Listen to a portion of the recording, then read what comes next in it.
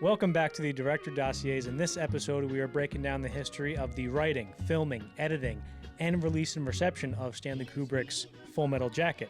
If you want to see more Kubrick stuff, we did an episode on Kubrick's entire filmography. We also did another deep dive on Eyes Wide Shut. We also have episodes on Paul Thomas Anderson, Christopher Nolan, Sergio Leone, James Cameron.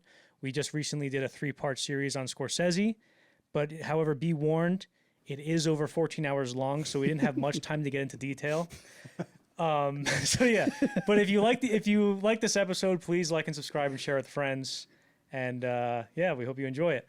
Also, as mentioned in our Christopher Nolan episode and in some of the comments, we made a micro-budget feature film, which will be releasing on Blu-ray and digital in April 2025.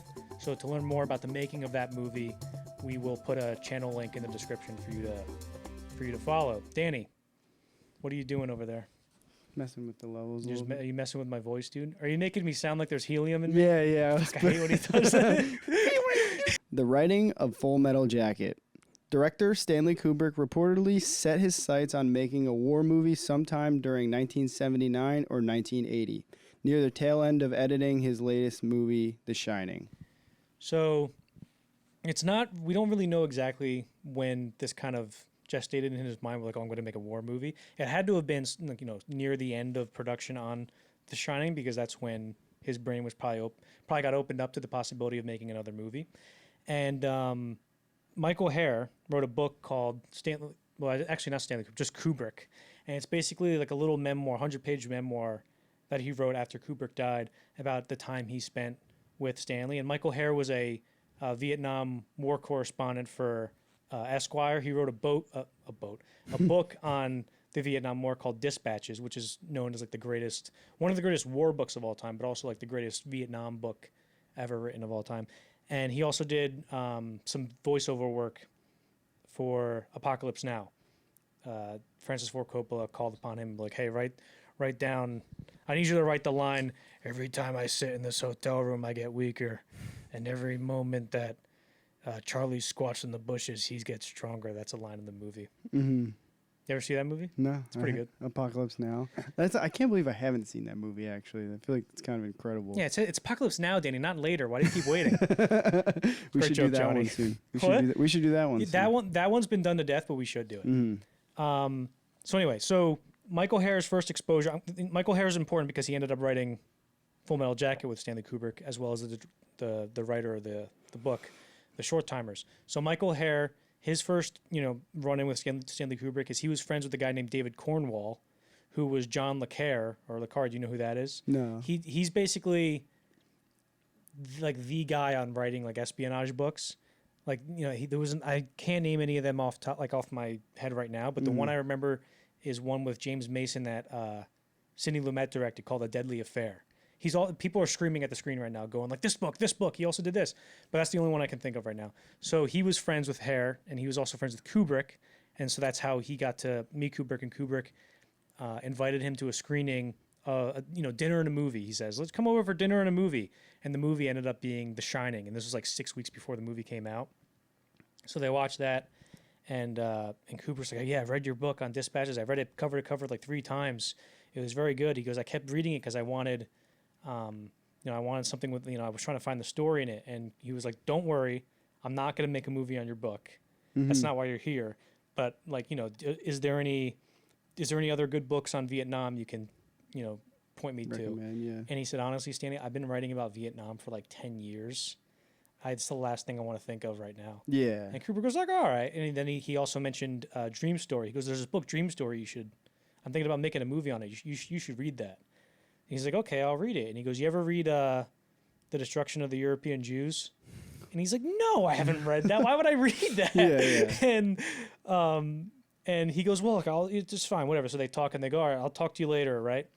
And then later, it's like an hour later, he gets home, Michael Herr, and Emilio, who wrote Stanley Kubrick and me, who we've mentioned on this podcast before, Stanley's assistant, drops off Dream Story and The Destruction of the European Jews. And then he gets a call from Kubrick 20 minutes later. He goes, "Have you read it yet?" and also, The Destruction of the European Jews is like a 500, 600 page, very tiny print, footnotes everywhere, just this logistical accounting overview of just like how these people were killed. Like, Yeah. Oh, it's like it's just like a it's record. It's literally just records. It's dense and stuff. So it's you know, it's not a book that you can just breeze through. And he's had it for 10 minutes. Like, and Kubrick said, "Have you read it yet?" And he goes, "I don't know if I want to read it, Stanley." And he goes, "Why don't you want to read it?"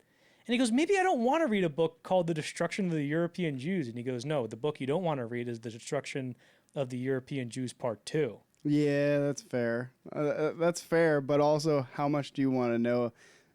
That's like, you know, that's like we're getting in the weeds about learning about certain parts of history where it's like you want to learn about it, but how deep do you want to know? Like, how much do you want to know? Exactly. So, like, when we talked about Wartime Lies, actually, no. So so The Aryan Papers was Stanley Kubrick's movie that he was going to make on the Holocaust that he ended up not making. So obviously I think Kubrick might have been courting him because this is when he said war movie, he didn't know if it was going to be the Vietnam War or what. So I think he was also floating the Holocaust movie as well. And so that's why he was getting very heavy into that research. But Michael Herr is the guy who sent Wartime Lies to Stanley Kubrick, when it ended up becoming Aryan Papers. And that book I've read because I was curious what would have Aryan Papers looked like if we saw it, because there's no script that you can read. And so that was a good book, and that's just interesting that Michael Herr, sent that to him. And I remember last time we were talking about Kubrick, I remember we were kind of hinting to the fact that maybe he did learn a little too much about that topic to the point where it kind of made him just a little depressed. Too depressed to make that movie, to make that film, or to want to make that film, or feel like he could even do it justice. Yeah, his wife Christiane was like, there was some logistical reasons, and his daughter got pregnant, meaning that I wouldn't be able to go there to film. And he was like, well, I don't want to go anywhere without my wife. I'm not going to film it. But also, Schindler's List went into production. But she goes, there was another thing that he was just, the more he worked on it, the more depressed he got. Yeah. And he was just like, maybe I don't want to make this movie. Can I? Yes. You also brought up the fact that he went over and watched The Shining with Stanley Kubrick. That's so intimidating. It's funny because he's watching The Shining, and then Stanley Kubrick is just watching him. I was just thinking about that, like that trying to enjoy a movie and just having Stanley Kubrick like. I'd be so scared. Like breathing it down your neck while you're watching. I'd like a scary movie. I'd be trying to nod in the right places. Yeah, it'd be in the. Yeah, like, yes, making sure you're going at the right spots. Yeah, you check your phone and he's like, fuck. There's no phones to check. It's like the 80s. Well, if there was, Kubrick had him because he was sort of a tech. That's true. Savvy guy. So Michael Herr talks about that. That was sort of like an act break in his life of Emilio delivering that stuff with him. And he goes, and also what I didn't know at the time, which I came to know later, is that Emilio, when he dropped off those books, was about to become my best friend because I would know Stanley for like the rest of my life after that. He goes, I once described 1980 to 1983 as one giant phone call with interruptions with Stanley. Because after that, he was like, have you read this? What do you think about this? And they would just talk for hours and hours. Yeah. And that's something that's very common with people who, like, I think Spielberg was very good friends with Stanley, but he never met him in person, maybe once or twice. But they just spent most of their time on the phone. Like, there's guys who knew him who never met him because he was just... Yeah, because he never left his 10-mile radius of his house or whatever, right? People were like, oh, he was a recluse, but like he wasn't a recluse. He just made the world come to him. Yeah. Just because he wasn't going out of his house doesn't mean, he didn't have connections, In this book, I'll spend a little bit more time on it because it's interesting and you should buy it if you want it. The Kubrick book by Michael Herr is, he talks about what Kubrick just did in his day-to-day life. And we've mentioned in other episodes, like he loved football. He'd get people in America to tape football for him, and then he would watch the games and then watch the commercials. He loved commercials. He would take Super Bowl commercials and then re-edit them just for fun. Oh, that's cool. But he said that he loved Seinfeld, he loved The Simpsons, and then he loved Roseanne. And those were like the three big shows of the 90s or whatever. And so that was pretty interesting. And yeah. According to Stanley, one of the hardest parts of making a movie was finding a worthwhile story, which took years for him. However, Stanley found the story to his war movie in a novel titled The Short Timers, written by Gustav Hasford. So I was trying to figure out in my research, when did Stanley exactly read this? And because I know if they had read The Short Timers, because Michael Herr read it in 1979, so when he met Kubrick, he already had read it. and Kubrick was looking for a book with a story when he met Hare. So I think in 1980 Kubrick hadn't read it. Mhm. And maybe Hare mentioned it to him. I don't know. I couldn't find anything about where he found it. Well, actually, no, that's not true. But then Kubrick would read this thing called the Virginia Kirkus Report, or like the Kirkus Reviews, which was like a book review magazine, and that's where he would read all these reviews to find new material to do. So because he would read hundreds of books, and like he'd be halfway, and if he didn't like the book, he'd throw it at the wall because he's like, "Fuck, I can't find a story." And he found a review for the Short Timers, and the Short Timers was released January 3rd, 1978, and the Kirkus Reviews reviewed it January 1st, 1978. So we know that that's where the review, happened. So Kubrick would have had to learn after that, but I don't know if he read it then. I don't know when he read it, but I saw some accounts that said 1982. I saw some that said 1980, 1981. I don't know. It's somewhere. I think it's somewhere between 1980 and 1982 is when he read it. Mm-hmm. But the Short Timers, the book we're talking about, Gustav Hasford, the writer of the book, he was a combat journalist in Vietnam. He joined the Vietnam Veterans Against the War while he was still in Vietnam, which was it's pretty self-explanatory what it was, but it was I guess an activist group that was outspoken about, against the war. And so he comes back to America afterwards, and he had a few odd jobs. Like he worked as a desk clerk somewhere, and then he worked as an editor at a porno magazine. And when Kubrick called him about wanting to, make the book into a movie, he was living in his car and he was working as a security guard. And then Stanley Kubrick called him about the book. And he's like, "Oh my God!" And his relationship with Stanley Kubrick would go on to be it would sort of have the same, I guess, animosity that Kubrick had with the Frederick Raphael, who he wrote the script to Eyes Wide Shut with, where they weren't like, "You son of a bitch, you're a piece of shit," but it was, they sort of just they didn't vibe well while they were working. And so he had Michael Hare and Gustav Hasford, writing the book, or writing the movie, adapting the book, without telling them. They would call him and be on the phone with him. Hasford said they would be on the phone for 7 hours. And he'd be like, "Yeah, just send me all your stuff, and that'd be great. Let me see what you got." And then he'd hang up and go, "Yes, Michael, yeah, let me see what you got." And they didn't they thought they were the only ones writing the book or writing the movie. So he did something similar, I believe, when he was putting a script together for Artificial Intelligence. He had 5 writers working on it at once. I remember talking about something that. like that. Yeah, I forget exactly. But I did read the book for this. There was 2 books I wanted to read for this podcast. One was, of course, The Short Timers.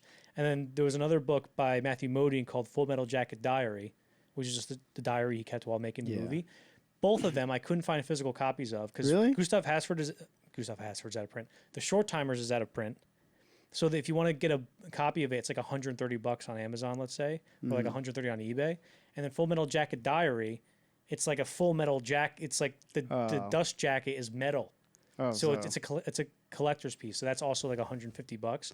But there is a 6-hour audiobook of the Short Timers on YouTube, which I'll link in the playlist that I'll have, which I had to listen to. And then there's also an audiobook on Audible, which I listened to for the Full Metal Jacket Diary. So let me get into I'm just going to go run through some bullet points on what I found interesting about the book. Number 1, it's the scariest thing I've ever listened to. Oh, really? It opens up and it's cool because it has sound effects, right? And the guy who narrates it, I forget his name, but it's imagine Ed Harris, The Abyss, radio, that kind of deep voice. Imagine that, but if he was evil. And a book opens and there's all this you're gonna die, music like that playing in the background, and it's just him quoting Walt Whitman going, "His bloodshot eyes scream war's faceless expression." I'm like, what the fuck is going on? It was so scary. But as a whole, the book, every line of dialogue in the movie is from the book essentially, except for Sergeant Hartman stuff. Yeah, I was gonna say. In the book, he's Sergeant Gerheim. He's not Sergeant Hartman. And also the people say the movie's 2 parts, even though it's technically 3, but it's there's the boot camp and then there's Vietnam, let's say. But after the sniper scene in the book, there's one more section where some other stuff happens, like Rafter Man gets run over by a tank, and it's that section is mostly Joker fighting for control over the squad with Animal Mother. That's pretty much cut out of the movie. Does Animal Mother chop the little girl's head off in the book? So here's what happens. So there's a sniper scene, and then the sniper scene like picks off a bunch of them one by one, and they kill the sniper. Yeah. And I think it's the first sniper is still a girl, like that reveal's still there. But then later there's another sniper scene.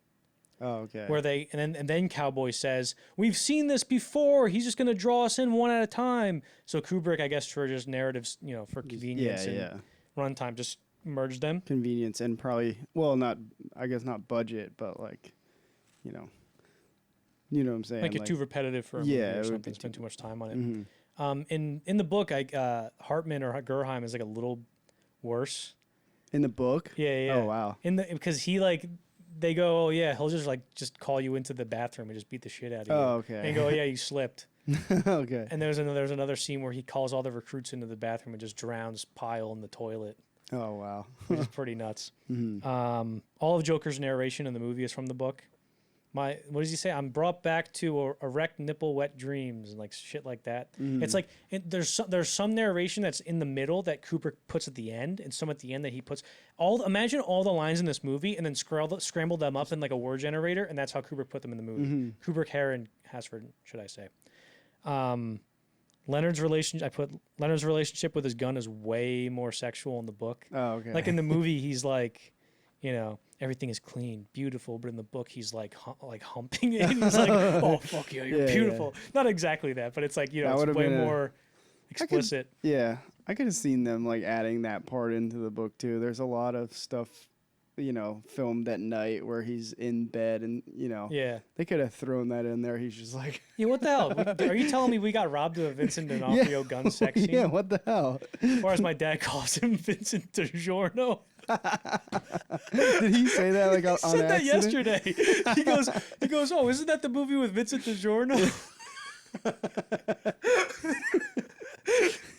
And I'm like, Dad, I can't wait to mention that on the podcast. And then he tells your mom to make some how do you say his real name? D'Onofrio. Don't we have any D'Onofrios throw in to that D'Onofrio pizza for me? Yeah. Anyway, fun fact for you. This episode is sponsored by D'Onofrio's Pizza, which is what he ate to get so fat for this movie. Yeah. He gained 80 pounds. 80 pounds. We'll get to it. There's John. Oh yeah. Also in the book, he's like super skinny and frail. He's like a nerd. And Kubrick was like, "No, I want you to be fat for this." The John Wayne references all throughout the book. The only real difference between any of the references I saw in the book and the movie is in the movie it goes, Hartman's like, "Snowball, you're a piece of shit, Private Snowball," and then Joker goes, "Is this you, John Wayne? Or is that you, John Wayne? Is this me?" And he goes, "Who the fuck said that?" But in the book, Cowboy said, "Is that you, John Wayne? Is this me?" And then Joker says, "I think I'm gonna hate this movie." However, John Wayne I can't do his accent. I sounded like Forrest Gump when I tried that. The journalism stuff in the movie, with just how the Stars and Stripes operates, where it's just like, I had a kill in there. Oh, also, if they come to us, they are refugees. If we get them out, they're evacuees. He's got to make a note of it. All of that, I think, is Hare's and Kubrick's edition, where there's some. He is a correspondent in the book, or a combat journalist, whatever. But there's not a lot of that in the book. It's mostly that's probably the biggest difference, plot-wise and scene-wise in the movie. That's like an addition rather than taking something and twisting it or whatever. So also you skip through this if you don't care about all the details. But in the movie, it's Leonard blows his brains out. Then Vietnam. Hey, Joker, Tet Offensive just happened. You got to go. Get out of here, you piece of shit. And then he sees Cowboy. But in the book, it's Leonard blows his brains out. They go to Vietnam. And then they go to see a John Wayne movie. And then outside of the theater or somewhere else, I forget, he runs into Cowboy. He's like, "You piece of shit. Like, what the hell? It's good to see you." And then the Tet Offensive happens. And then he meets up with Cowboy later. They saw a movie in Vietnam. Just... It was movie theater. I guess they had movies. Oh, yeah. Like in the movie, they were just like kind of hanging out. In the movie, when they're doing all their news interviews, And Joker goes, I wanted to see, exotic Vietnam, the crown jewel of Southeast Asia, and I wanted to meet people of an ancient and stimulating culture and kill them. Yeah. And I want to be that scene. In the background, there's the movie theater, and on the top is an ad for John Wayne in Red River, which is a Western. I have 6 more things to get through. The Mickey Mouse shit comes from the book. What is this Mickey Mouse shit? He says in the book. So that wasn't like an addition that Kubrick put in, because that's a big deal with the ending, using that Mickey Mouse song to juxtapose the violence of what just happened to show like these kids were just singing this song a few years ago and now they're killing people. I thought he was paying homage to the Room.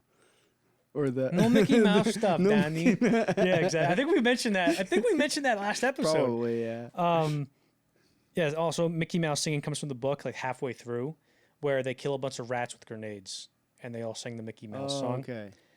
The most horrifying sequence is there's a sequence where Joker gets shot with a rocket grenade, and he like has a near-death experience, and it was going to be the original ending, where it's like your ears stop working and your feet kind of lift you into the sky, and it's just like a 10-minute, fever dream explanation of death and hell, and this all sucks, and it was horrifying.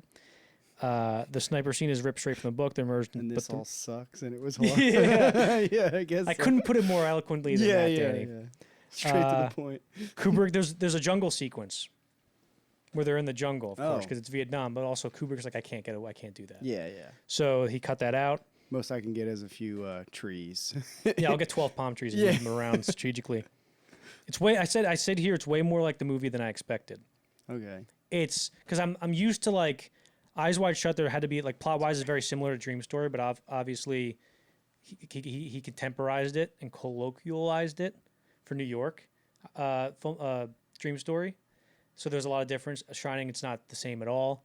But this, it's like pretty much a pretty what do you call it? Faithful adaptation, much more than I expected it to be. So yeah, that's all the differences. Let me see what else I got here. So I mentioned before that there was friction between Hasford and Kubrick, and Michael Hare, I think, or it might have been in the Kubrick archives. This red book in front of us, if you're watching on YouTube, where they said that Kubrick was like, I want to meet Hasford, and Michael Hare's like, are you sure? He's like, yeah, why not? I want to meet him. He's like, I don't know, Stanley. He was in the war. He's like a big, scary guy from the South. Like, I don't know if you want to meet him. And he's like, no, sure. I'll meet him. Don't worry about it. So then he calls him, and the 3 of them have dinner. And he meets him and stuff. And Hare's like, I wonder how this is going. And then Stanley on the dinner table passes a note to Michael Hare, and he goes, this was a mistake. I shouldn't have met this guy. He's scary. And Kubrick goes like, yes, get out of me. Okay, nice meeting you. I'll definitely call you. I'll definitely call you back. Don't worry about it. Yeah. And so he was scared of Hasford. Terrifying guy. Yeah, and then so Hasford after that was sort of like shut out of the writing process, where he let's say he did like a first draft or a couple of drafts, and then after that it was just Hare and Kubrick, and then later they gave him a script. He was like, Stanley, let me see. I gotta see the script. And he's like, no. He's like, no, like let me see the script. He goes, all right, fine. I think he says in his own words, like, I pried it out of his goddamn hands, the script, and I read it. Hasford said that? Yeah, and he goes, those fuckers retyped my novel and put their name on it. Damn. And Stanley wrote a letter to him, like, I thought we were friends, dude. I'm sorry. I didn't know you felt that way, or whatever. So it's basically the same thing that happened with Frederick Raphael. Yeah. Where in terms of like, their animosity towards each other, not like they, because Frederick Raphael did not write Dream Story, of course. That was Arthur Schnitzler, who, if you want to know more about him, he was a very weird guy. And you should watch our Eyes Wide Shut episode we did on him. If you're in a room with somebody, mute this or turn it down. Arthur Schnitzler would masturbate and then log how good they were. Oh, yeah. I was trying to think. I think I blocked that out of my memory. Yeah, he would be like, that was 6 out of 10. Thank you for inserting that back into the memory bank. Yeah. But anyway, so in the movie, in pre-production, they just wanted to give Kubrick wanted to give Hasford a additional dialogue credit. And Hasford was like, no fucking way. Like, you son of a bitch, I'll kill you. Not, it wasn't that crazy. But he was like, what the fuck? And then he got a screenplay credit. He didn't want it? Kubrick didn't want to give him. Did I say Hasford? I don't know. I can't remember. But I Am I a bad talker or are you a bad listener? I'm a bad or listener. both. Both, yeah. Yes. I think. So yeah, that's all I got for the writing. Oh, that's all you have? That's all I have. Sorry. Are we done, or you want to move on, or? Now let me say a couple more things. So so Hasford, his writing process with Kubrick was just, 3 or 4 times a week we would write for like 10 hours a day, which also I don't know how you write for that long, because it's very, very hard to write creatively for more than 3 to 5 hours. Because then after like the 3rd or 5th hour, you just feel like your brain is operating on such a thin level. You're like, I don't know if any of this is good. Yeah. So I don't know how Kubrick was able to do that. Maybe that's what separated him from other people. Probably. I mean, it didn't seem like he ever stopped. Yeah. How much of I don't know if we have time to get into it right now, but how much of the pre-filming process goes on while he's writing? Is there any of that? Like, do you think he's writing, and as he's doing that, he's taking time out of his day to put together the set in his mind and everything? I think when especially on this movie where they weren't sure how they would film it, he would delegate a lot of stuff to Leon Vitali and Emilio. Who was the cinematographer? Douglas Milsom. Well, Douglas Milsom was like an assistant camera or something on Barry Lyndon and The Shining, I believe. But then Kubrick hired him as the cinematographer for this, because I forget the guy's name. I forget the other cinematographer. This was his name, John Alcott. And then he didn't come back for some reason. Yeah. And then Douglas Milsom became the cinematographer. So. The filming of Full Metal Jacket. During pre-production, Stanley decided that he would shoot the entirety of Full Metal Jacket in England and had to find convincing locations for the Paris Island Marine Corps Recruit Depot, the Vietnamese countryside, and the Vietnamese city of Hue. So on the last Stanley Kubrick episode we did, I heard somebody say it. I forget where I heard them say it, but then I said that the entirety of Full Metal Jacket took place within a 30-mile radius of Kubrick's house, except for like this, the overhead shots of Vietnam that I'm sure he had a second unit go do or something, or maybe stock footage. But apparently that's not true. It's mostly true. It's like 85-90% true. So I went on Google Earth and I made a bunch of like pins, and I was able to see how many miles each filming location was from Kubrick's house in Chidwickbury, England. So Pinewood Studios, which is where they filmed the sniper scene, was 18 miles away from his house. The Isle of Dogs, which they shot Da Nang, the city of Da Nang, the whole scene, like, hey, baby, you want girlfriend Vietnam, that scene. That was 20. Notice I didn't do the accent. You almost did. You were like cusping the line. And then I had like a flash of just like my life getting taken away from me. Isle of Dogs was 24 miles away. Beckton Gas was 26. That's where, of course, they shot in the city of Hue, which I'll get to in a second. Cliff Kent, which is like, I guess, part of the countryside scenes they did. Particularly the shot when they meet that, I think his name was Captain, Sergeant Touchdown. The guy was like, I also played a little ball for Notre Dame. He goes, all right, that guy. When they were shooting that was in Cliff Kent, I believe, like some countryside stuff. That's with the bodies. With the stuff scattered all over them. That might have, I don't know exactly where what scene was which, but I know that there's, that chunk of scenes was somewhere at, whatever location I'm referring to. Bassingbourn was a military installation. That's where they shot some of the Paris Island stuff. That was 25 miles away. RAF Swinderby, which is where they shot the other half of the Paris Island stuff, was shot 95 miles away. Oh. And then Barton, Cambridge. I didn't have to look it up at all. Barton, Cambridge is where they filmed some of the Paris Island stuff, particularly the shooting range stuff. Oh, and he's like, God damn it, Paul, you're definitely born again hard. Norfolk Broads, which was where they shot. There's no fucking way. I'm not looking it up, dude. I'm not looking it up. I knew you didn't know as soon as you went Norfolk Broads. Oh, I'm an idiot. So Norfolk Broads. So they used that was like sort of marshland that had like water through it, and they used that for the door gunner scene. Oh, okay. So if you look at the Okay, so background of that scene, you could see that there's like landscapes in the background of the Yeah. door gunner's shot. Mhm. And so they just tilted the camera down, and that simulated like whatever river in Okay. Vietnam. So, but Becton Gas, that was actually already a filming location, and Kubrick learned about it and was like, "Oh shit, can I use that?" And they're like, "We're going to demolish it." And he's like, "Oh, excellent. That'll work excellently because we have to make this look like a demolished city." I feel like that played a part in him even using or even making Full Metal Jacket, knowing that he could use that space for it. Maybe. I don't know exactly when. I don't know the Yeah. chronology of when he learned about it, Mhm. but I know that it's possible that if it was a filming location, he would have known about it because it's only 26 miles away from his house. Yeah. So, I'm sorry. Norfolk Broads was 100 miles away, Oh. and Barton Cambridge was 32 miles away. Cliff Kent was 43 miles away. Have I not been saying the miles? You know, you have been. Oh, okay, good. Yeah, so Becton Gas was 26 miles away. So there was in 1983 they shot 1984 there. Wait, what? The movie 1984 with John Hurt. You just did that thing where you're like your dad. Yeah, you like know, when I was 5, I was actually 6. Yeah, Tell I know them- that. I knew that would be. So my dad. Okay, really quick, and then we'll get back on topic. My dad just goes up to kids at like parties and goes, "Hey, how old are you?" And they go, "I'm 5," and they're all proud of themselves. And then my dad goes, "You know when I was 5, I was actually sick," and then they gain sentience, and then they're just like- depressed for the rest of their life. Yeah. So. Yes, where was I? So Becton Gas. So they shot the movie 1984 there, which is the adaptation of Orwell's book 1984. John Hurt. That's a good movie. You should go watch that.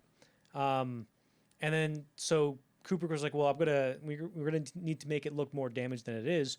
So they got the production designer to get a wrecking ball, and they just came in, knocked everything down, and the gas executives came in, like took their families, and they made like a day of it. Like, let's go that's watch them cool. wreck the fucking Sweet. thing.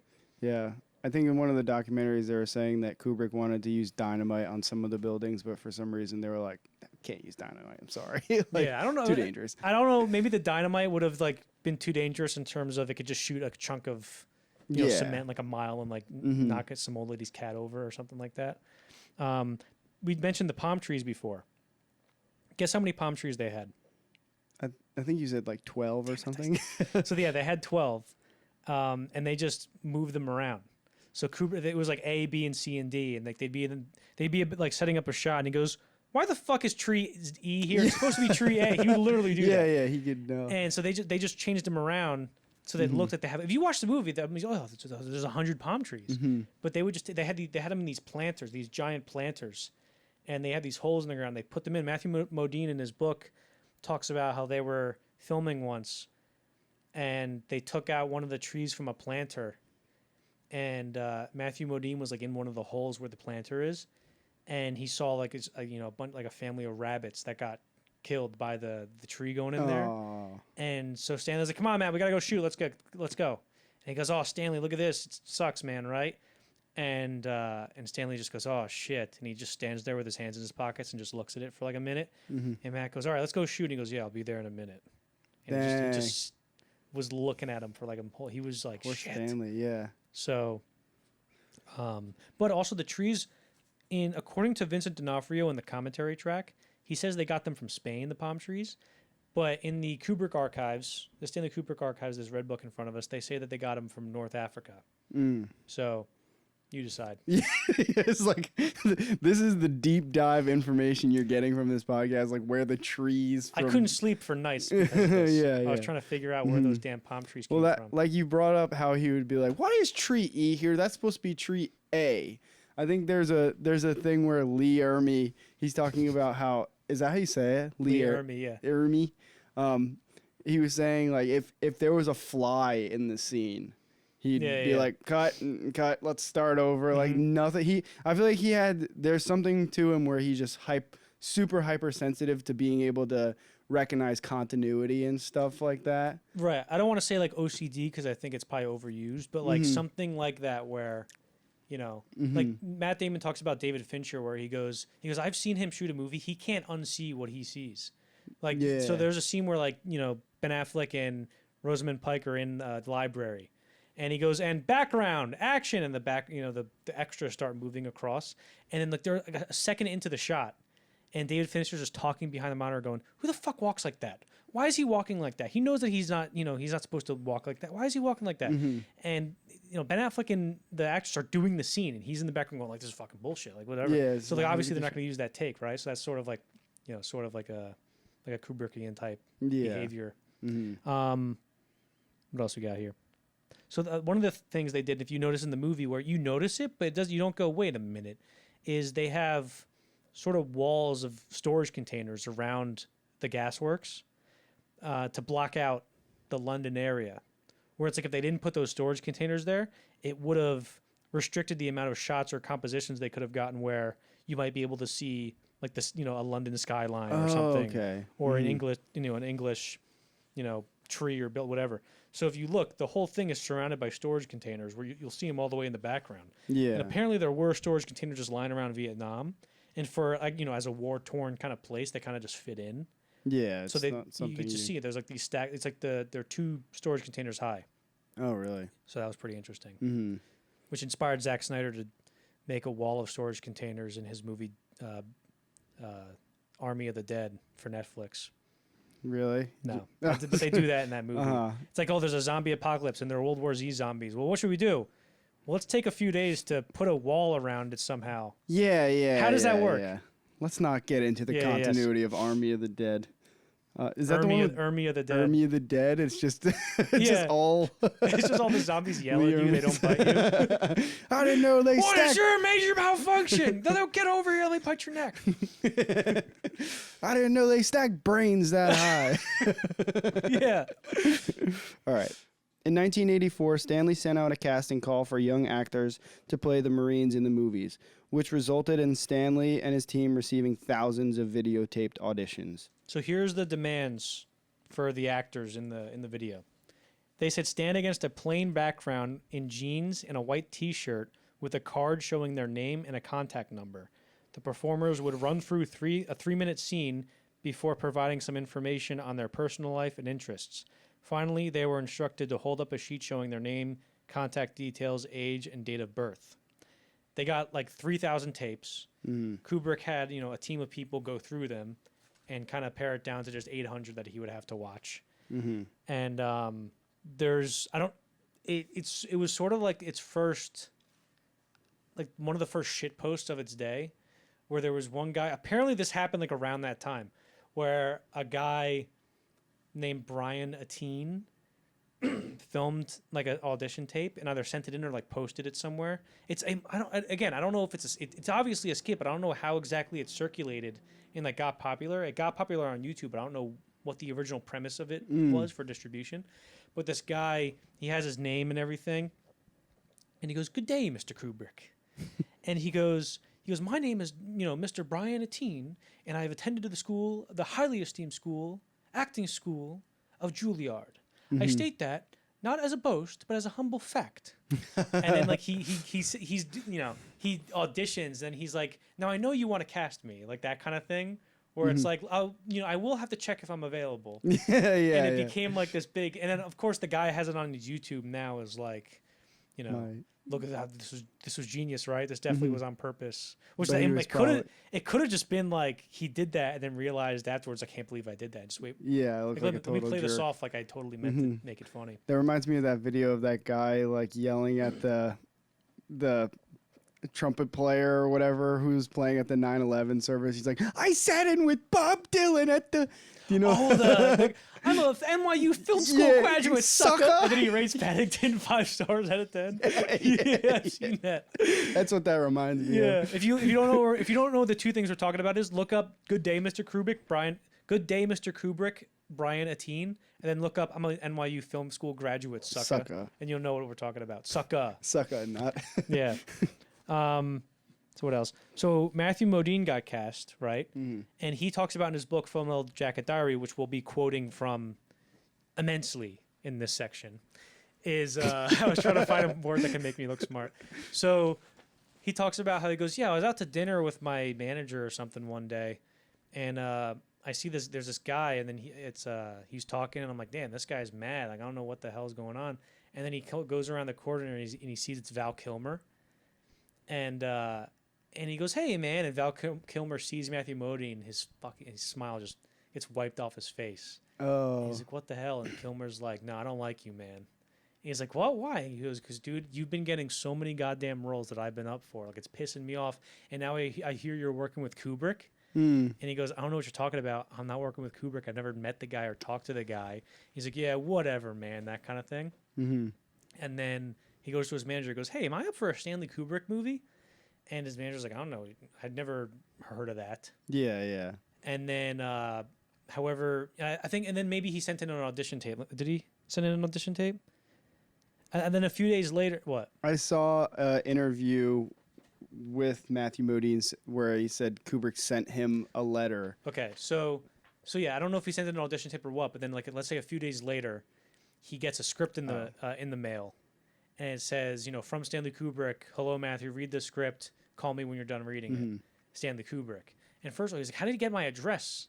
Like, how did he know?" There's all this mystique of like, how the fuck? And so he reads the script and he goes, "It's very weird," because I think at this stage in his career, Kubrick, because if you know screenwriting, you'll know that it's, let's say the action line, occupies the whole page. Then in the middle of the page, in like bunched up, is the dialogue. But Kubrick was like, well, the emphasis on the page should really be on the visuals. So he would write the dialogue across in the entire page, and then write the action in little bunches, like the dialogue usually is. So it's reversed. And so he read the script and he goes, but also, no. What happened is, so this is before he got the script, right? He got the director, Alan Parker, who he was working on with Bird, a movie called Birdie, which is about, I think it's these two brothers or friends come back from Vietnam, and one of them decides to be a bird. And Matthew Modine is obsessed with being a bird and wants to fly. And so they were editing that movie. And so he calls up Alan Parker and goes, "Hey, I heard Kubrick's doing auditions. Can you take like a scene from Birdie and just send it to him? I'm up for like a soldier or something." And because I think people knew that he was doing a Vietnam movie at this point. It was announced like he's doing a Vietnam movie. And Alan Parker's like, "Yeah, sure, cool." And then he's like, "All right." And then after a while, around Modine was getting the part, Alan Parker calls him and goes, "Yo, what the hell? I sent that scene to Kubrick and he never answered me back. Like, I'm feeling like pissed off. Can you like talk to him and ask like what happened or whatever?" And he goes, "Oh yeah, sure." So he calls Stanley. He goes, "Stanley, did you ever get the scene from from Birdie that Alan Parker sent you?" And he goes, "You're lucky I cast you before I saw that, because if I saw that, you would have definitely not gotten the movie." No, really? He goes, wow. "Yeah." That's scary to think. Yeah. I think in that letter that he sent, he was like, "Hey, hello, Matthew. I'm Stanley Kubrick. I'm a movie director." I don't know if he said it as if he doesn't know who Stanley Kubrick is. You're thinking of when Scorsese called Nick Pileggi for the No, Goodfellas. for this one. And this, Matthew Modine said that the letter literally said, "Hi, I'm Stanley Kubrick. I'm a movie director." Oh, really? like, "I'm Stanley Kubrick. I do the movies." Yeah, I'm a movie That's director funny. and a screenwriter sometimes. So I did 2001. No big deal. Yeah. Don't even worry about it. Don't Google it. Google 12 years. Give it 12 years. You'll know what it is. 12 years. So Vincent D'Onofrio, or as my dad calls him, as we've come to know him as Vincent DiGiorno, so he knew Matthew Modine because they sort of would pass by each other in like acting classes and stuff. They sort of knew each other. And one day, Matthew Modine and his wife are going to like some restaurant, and Vincent D'Onofrio was working at a bouncer. At a what was it? Where was he working? At a Hard Rock Cafe. Huh. And he was the doorman. And so he sees Matthew Modine and he goes, "Hey man, I heard you got that Stanley Kubrick role." And he goes, "Yeah, dude." He goes, "I haven't read the script yet, but I read the book, and it's like, soldiers, there might be a part for you in it. You should send him an audition tape." And he goes, "Okay." And he sent him an audition tape. And then of course, I'm sure I don't know if Kubrick like saw that and was like, "We got him," or if he was like, if Matthew Modine said, "Hey Stanley, look at this, my friend, he's a good actor." Yeah. And Kubrick was like, "You're right." It was probably that. Not to say that, D'Onofrio didn't earn it. Kubrick still looked at the tape and said, "Yes, we got him." Kubrick was like, he looks like he could be a good fat guy. Yeah, he looks like a dumb, stupid Yeah. idiot. Yeah, He looks like imagine. the perfect, fat, dumb, stupid idiot for my movie. Imagine Kubrick comes in like, Says that to him. You're sitting down. It's like your first meeting with Kubrick. You got the part. He goes, the reason I hired you is because I really think you'd be a really good, dumb, stupid idiot. Dumb, stupid. I'm Fatty. sure this is the analysis, Yeah. of the, enriching history that the people listening have come for. Yeah. What else we got? Alternate castings. Anthony Michael Hall. Do you know who that is? No. He was in 16 Candles. He was in like a lot of John Hughes movies back in the day. I think he's the guy. Fuck, what movie is that? Is that 16 Candles or is that the guy with the one with Ducky? Not Pretty in Pink. One of those movies where he gets trapped. There's like a high school party. It has to be 16 Candles. There's a high school party and then like the parents of the cops get there and he's trapped in like this glass table. Like the bullies put him in a table and he's like, ah. He also, you would know him in The Dark Knight. He's Mike Engel from Gotham Tonight, who the Joker kidnaps. And he's like, what does it take to get you people to join in? That guy, he was originally offered Joker and they did like 8 months of negotiations. And somebody goes, what happened? Like, why weren't you in it? And he goes, because I heard, I did my research on Kubrick and I knew that, it said like 20 weeks on the call sheet, let's say, but I knew it was going to take a year. Yeah, yeah. And so I wanted more money and they wouldn't give me more money. So I walked. And he goes, of course now, like I'm older. So I'm like, I don't care about money. The hell, you should have done that. Yeah, I wish I just did it. So he wasn't in Ed Harris. So Michael Hare, originally in his book, when they were talking about Full Metal Jacket, they were talking about Robert De Niro for Sergeant Hartman, and they were talking about Ed Harris, and they talked about why we thought about De Niro, but Kubrick made the observation that if we cast De Niro and then killed him off like 40 minutes into the movie, the audience would feel cheated. Yeah, which is actually a very smart observation by Kubrick. They also talked about Ed Harris, and apparently Ed Harris was offered a role, and I go, well, why did he turn it down? And I found this one interview with him in it, and there wasn't much except for, they go, you were offered Sergeant Hartman in Full Metal Jacket, and he goes, yeah. And they go, what happened with that? And he goes, oh, well, they called me and they said they want you in the role. And I said, nah, I don't know. And they're like, and they were like, why did you say that? And he's like, I don't know. I must have been drunk. Like, I have no idea why I said no. He's like, I must have been just hammered one night. And this was right after he just filmed a movie called Swing Shift, which is very good. That's a Jonathan Demme movie that was cut to bits in editing, but I still think is really good. Where it's Ed Harris and Goldie Hawn are like this this nice couple pre World War II America, and then Pearl Harbor happens, and then Ed Harris goes off to fight. She has to work in a factory making planes. She falls in love with Kurt Russell, and things get out of hand. Great movie. So yeah, and then De Niro, Bruce Willis was offered a role. We don't know which yet, but probably just one of the other soldiers. Because this is 19. You think Bruce Willis, he's 50, but in he would have been like our age, probably 1987, let's say, and they offered him a role, and he said we couldn't do it because we were a few days away from doing photography on Moonlighters, which is a show that he was in. Like, I guess probably one of his big breaks. Probably like if I brought that show up to my parents, they'd probably go, "Oh yeah, Bruce Willis was in that." Yeah. Bill McKinney. There was a movie called Deliverance, and he was in that movie. It's about these guys that get like lost in the woods, and the inbred people from Red Dead Redemption 2 like torture him or something. I haven't seen the movie. Those kind of movies for some reason are the ones that really scare me. The clip I saw was rough, dude. It was Ned Beatty from Network. You have meddled with the primal forces. That guy. It's him and I forget the other actor. But they tie him against a tree, and they're like making him. They're making him like get naked and shit. It's horrible. But the guy Bill McKinney, who's the villain in that scene, Kubrick was like, there was one scene in that movie where that was the scariest performance I've ever. It's the scariest movie scene I've ever seen. And so he calls up the director, John Borman. It's John Borman. I'm not even gonna look it up. It's John Borman. If I'm wrong, correct me in the comments. Kubrick calls John Borman, and he goes, "I'm thinking about Bill McKinney for this role for the drill sergeant." And he goes, "Oh yeah, that'll work." And he goes, "But isn't he like a bad guy?" And he goes, "What do you mean?" He's like, "Well, you can't play that role unless you're a bad guy." He's like, "No, he's a sweetheart. What are you talking about?" He's like, "Oh, I don't know." And he just hung up. He's too scared of Bill McKinney. It's kind of funny how Kubrick seems like he's like easily scared by certain things. Like certain right. People and. It is interesting because he's very analytical. So maybe of course, it's funny because he's doing a Jay Cox, who we talked about a lot in the Martin Scorsese episodes, he talked about in the commentary track that he goes, this is an amazing presentation of a life and death scenario, made by a guy whose idea of a life and death scenario was getting on a plane.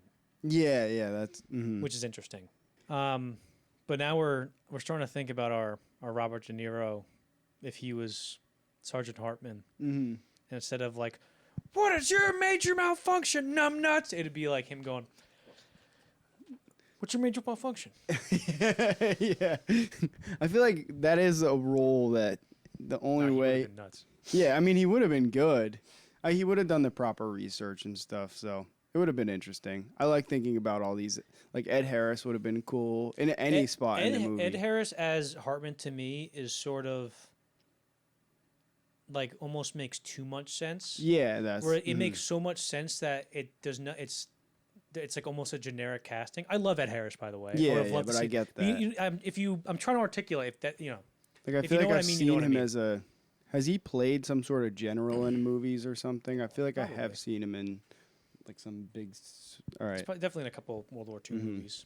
Filming finally began in August 1985 and reportedly lasted for at least a full year. However, other reports claim that filming lasted 17 months.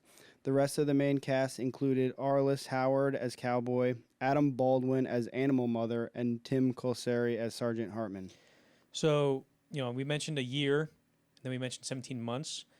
So I mentioned that Anthony Michael Hall was up for the role because he goes, I know this thing's going to be filming for a year. And then later he ran into Matthew Modine. And he goes, how many weeks did you do on Full Metal Jacket? And he says 54. It's like a little over a year, right? But then like Kevin Major Howard, who played Rafter Man, also said that he was on the movie for 17 months. Now, there was a 4-month, halt in filming because of an injury on set, which we'll get to. So maybe I don't know if that's accounted into Kevin Major Howard's timeline of like 17 months including that 4 months where we didn't shoot, or if that's including the 4 months. I don't know. Yeah. But yeah, so there's some conflicting reports, but we know it was at least a year.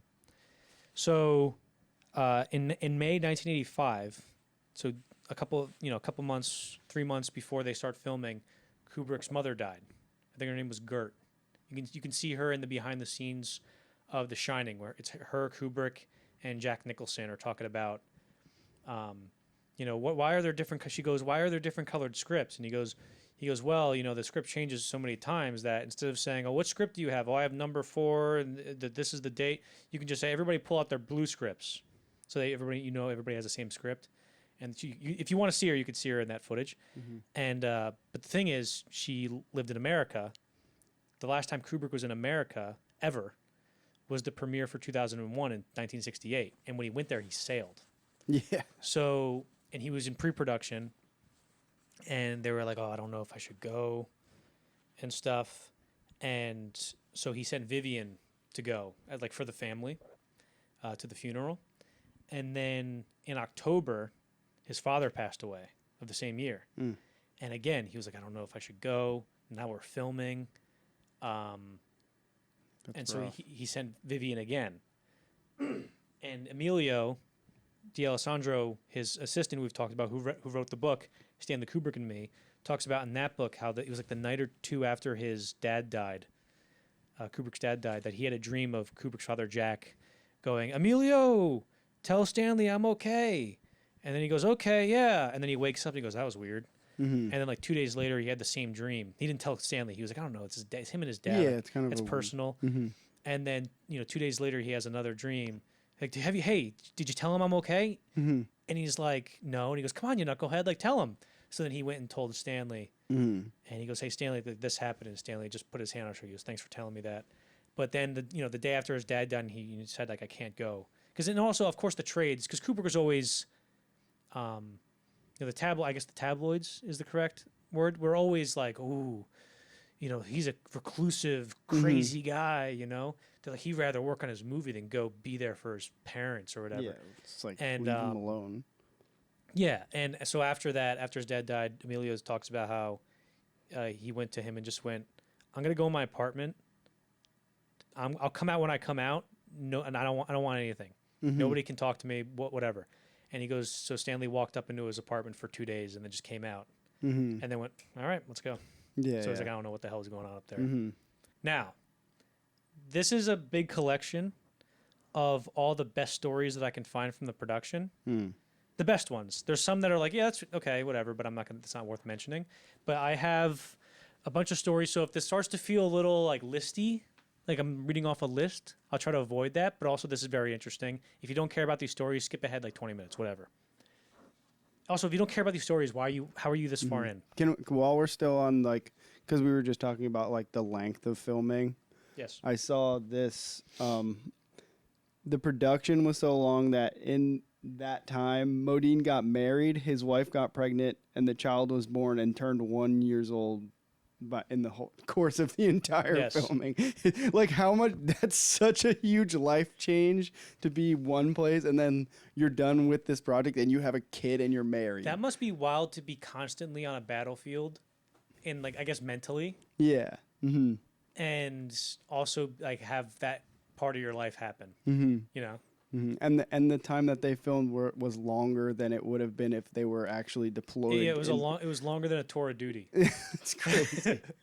So, that's okay. That's a good segue. So, that what you just mentioned, we see the highlights of that in his book, Full Metal Jacket Diary. They filmed the Vietnam stuff first, and then they filmed the boot camp stuff.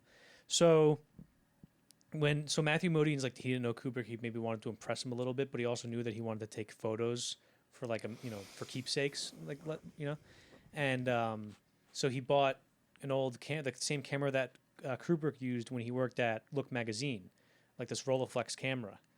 And so like one of the first days on the set, he has it around his neck, and Kubrick walks up to him and goes, "What are you doing with that piece of junk?" And he goes, "Oh, well, it's fine. What do you mean?" He goes, if you're gonna take pictures on my set, you need a better camera."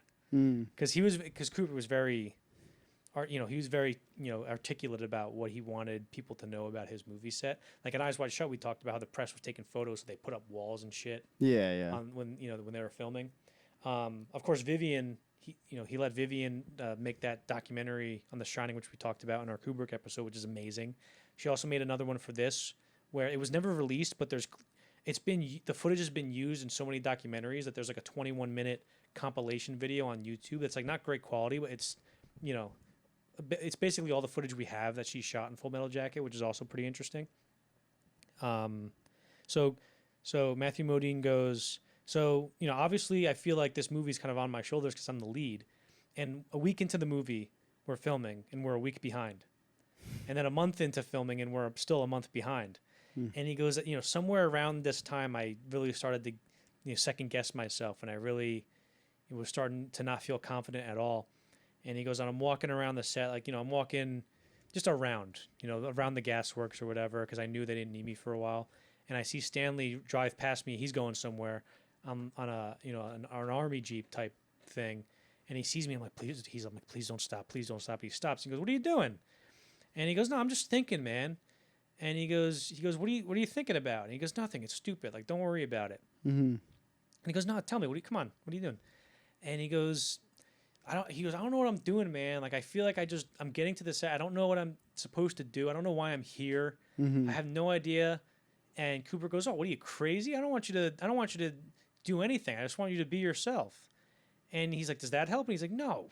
What do you mean be myself?" Yeah. And then Kubrick's like, "All right, just get in the fucking car. Come on, let's go. Don't worry about it." He's like, "No, Stanley, don't." So they have an argument of like getting in the car. Then Kubrick drives off, and then Matthew Modine, whatever. And then he talks about, he went to bed that night, let's say. And he goes, "I really, after that, just focused on trying to be Joker and rather than just take all my knowledge about war that I've gotten from like movies and stuff in Hollywood and just turning that into my brain and going, no, I actually hate this. Yeah. And now I'm going to use sarcasm and jokes to talk about how much I hate it and shit like that." And he said that was actually ended up being very helpful in the long run to him. We also talked about how Kubrick didn't know how this movie was going to end while they were filming it. He had an ending.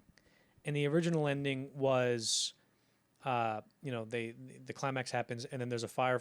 They're singing the Mickey Mouse song, and then bombs get dropped on them or something, or they get shot. They all get shot, and Joker gets shot, and as he does, the movie flashes back to him playing war when he's a kid, and then he like pretends to get shot, and the movie stops on that freeze frame, and like showing like and Kubrick goes, "Oh, you like that ending?" And he goes, "Yeah, I like it." He goes, "Why?" And he goes, "Oh, I think it kind of just shows that we've kind of been preparing for a war our whole life." And then Kubrick like takes a sip of his coffee and he goes, "It's not right." And he goes, "What, the coffee?" And he goes, "No, the ending." and this was like a thing, like it was like once a day he'd be like, have you thought about the ending, like that kind of thing. And so we'll put that aside. Put a what do they call it? Put a pin in that. Pin in it, yeah. And we'll talk about that later. And so there's another day where Matthew Modine goes up to Stanley and he goes, "Hey Stanley, I got a joke for you." And he goes, "A joke?" And he's like, "Yeah." He goes, "Is it funny?" He's like, "No, it's not funny." And he's like, "No, let me hear it." And he goes, "Okay." He goes, "All right, you're dead." And he goes, "I'm dead? That's not funny." And he goes, "It's a joke. Just you're dead." And he's like, "All right, fine, whatever." And he goes, "All right, you're dead, okay? Steven Spielberg's dead." "Steven's dead? That's funny." And then he goes, "All right, yeah, okay. So Steven Spielberg is dead." He goes to heaven and Gabriel goes, "Hello, Steven. You've made some great movies. You're here. Let's do it. You're going to have a great time here." And he goes, every time somebody comes here, we give them one thing that they can do that they've always wanted to do. And he goes, "Well, I've always wanted to meet Stanley Kubrick." And he goes, "Ooh, Stanley doesn't really, take meetings." He goes, "I'm sorry, you can have anything else." And he's like, "All right, whatever, just forget about it." So then later they're walking and they part through some clouds. And then all of a sudden he sees Stanley Kubrick riding a bike. And he goes, "Oh shit, look at that, that's Stanley Kubrick." And he's like, "Hey, Stanley!" And Gabriel kind of like, covers his mouth. He goes, "You fucking idiot, get back in here." They jump into the clouds. And he goes, "What?" He goes, "It's Stanley." And he goes, "Are you crazy? That's not Stanley Kubrick. That's God. He just thinks he's Stanley Kubrick. You can't let him know." We also talked about that joke in the James Cameron episode. That's a joke that people use with James Cameron, which I thought was interesting.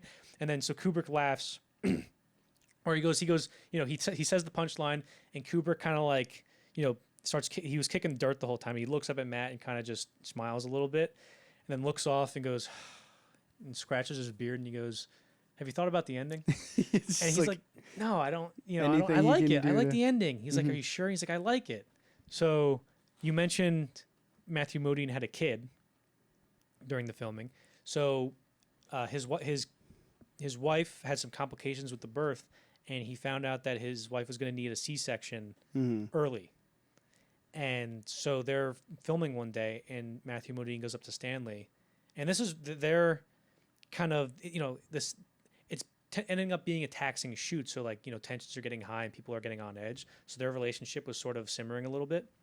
And so he goes up to Stanley. He goes, I gotta go see my wife at the hospital." And he goes, "Well, you can't leave. We're gonna be finished with their 8-Ball and Doc J's death scene by lunch. We're gonna be done by then. We're gonna need you." And he goes, "Stanley, we've been shooting this thing for 5 days. Yeah, they're not gonna be done. We're not gonna be done." He goes, "What did you say to me?" Like he got like offended that they wouldn't be done.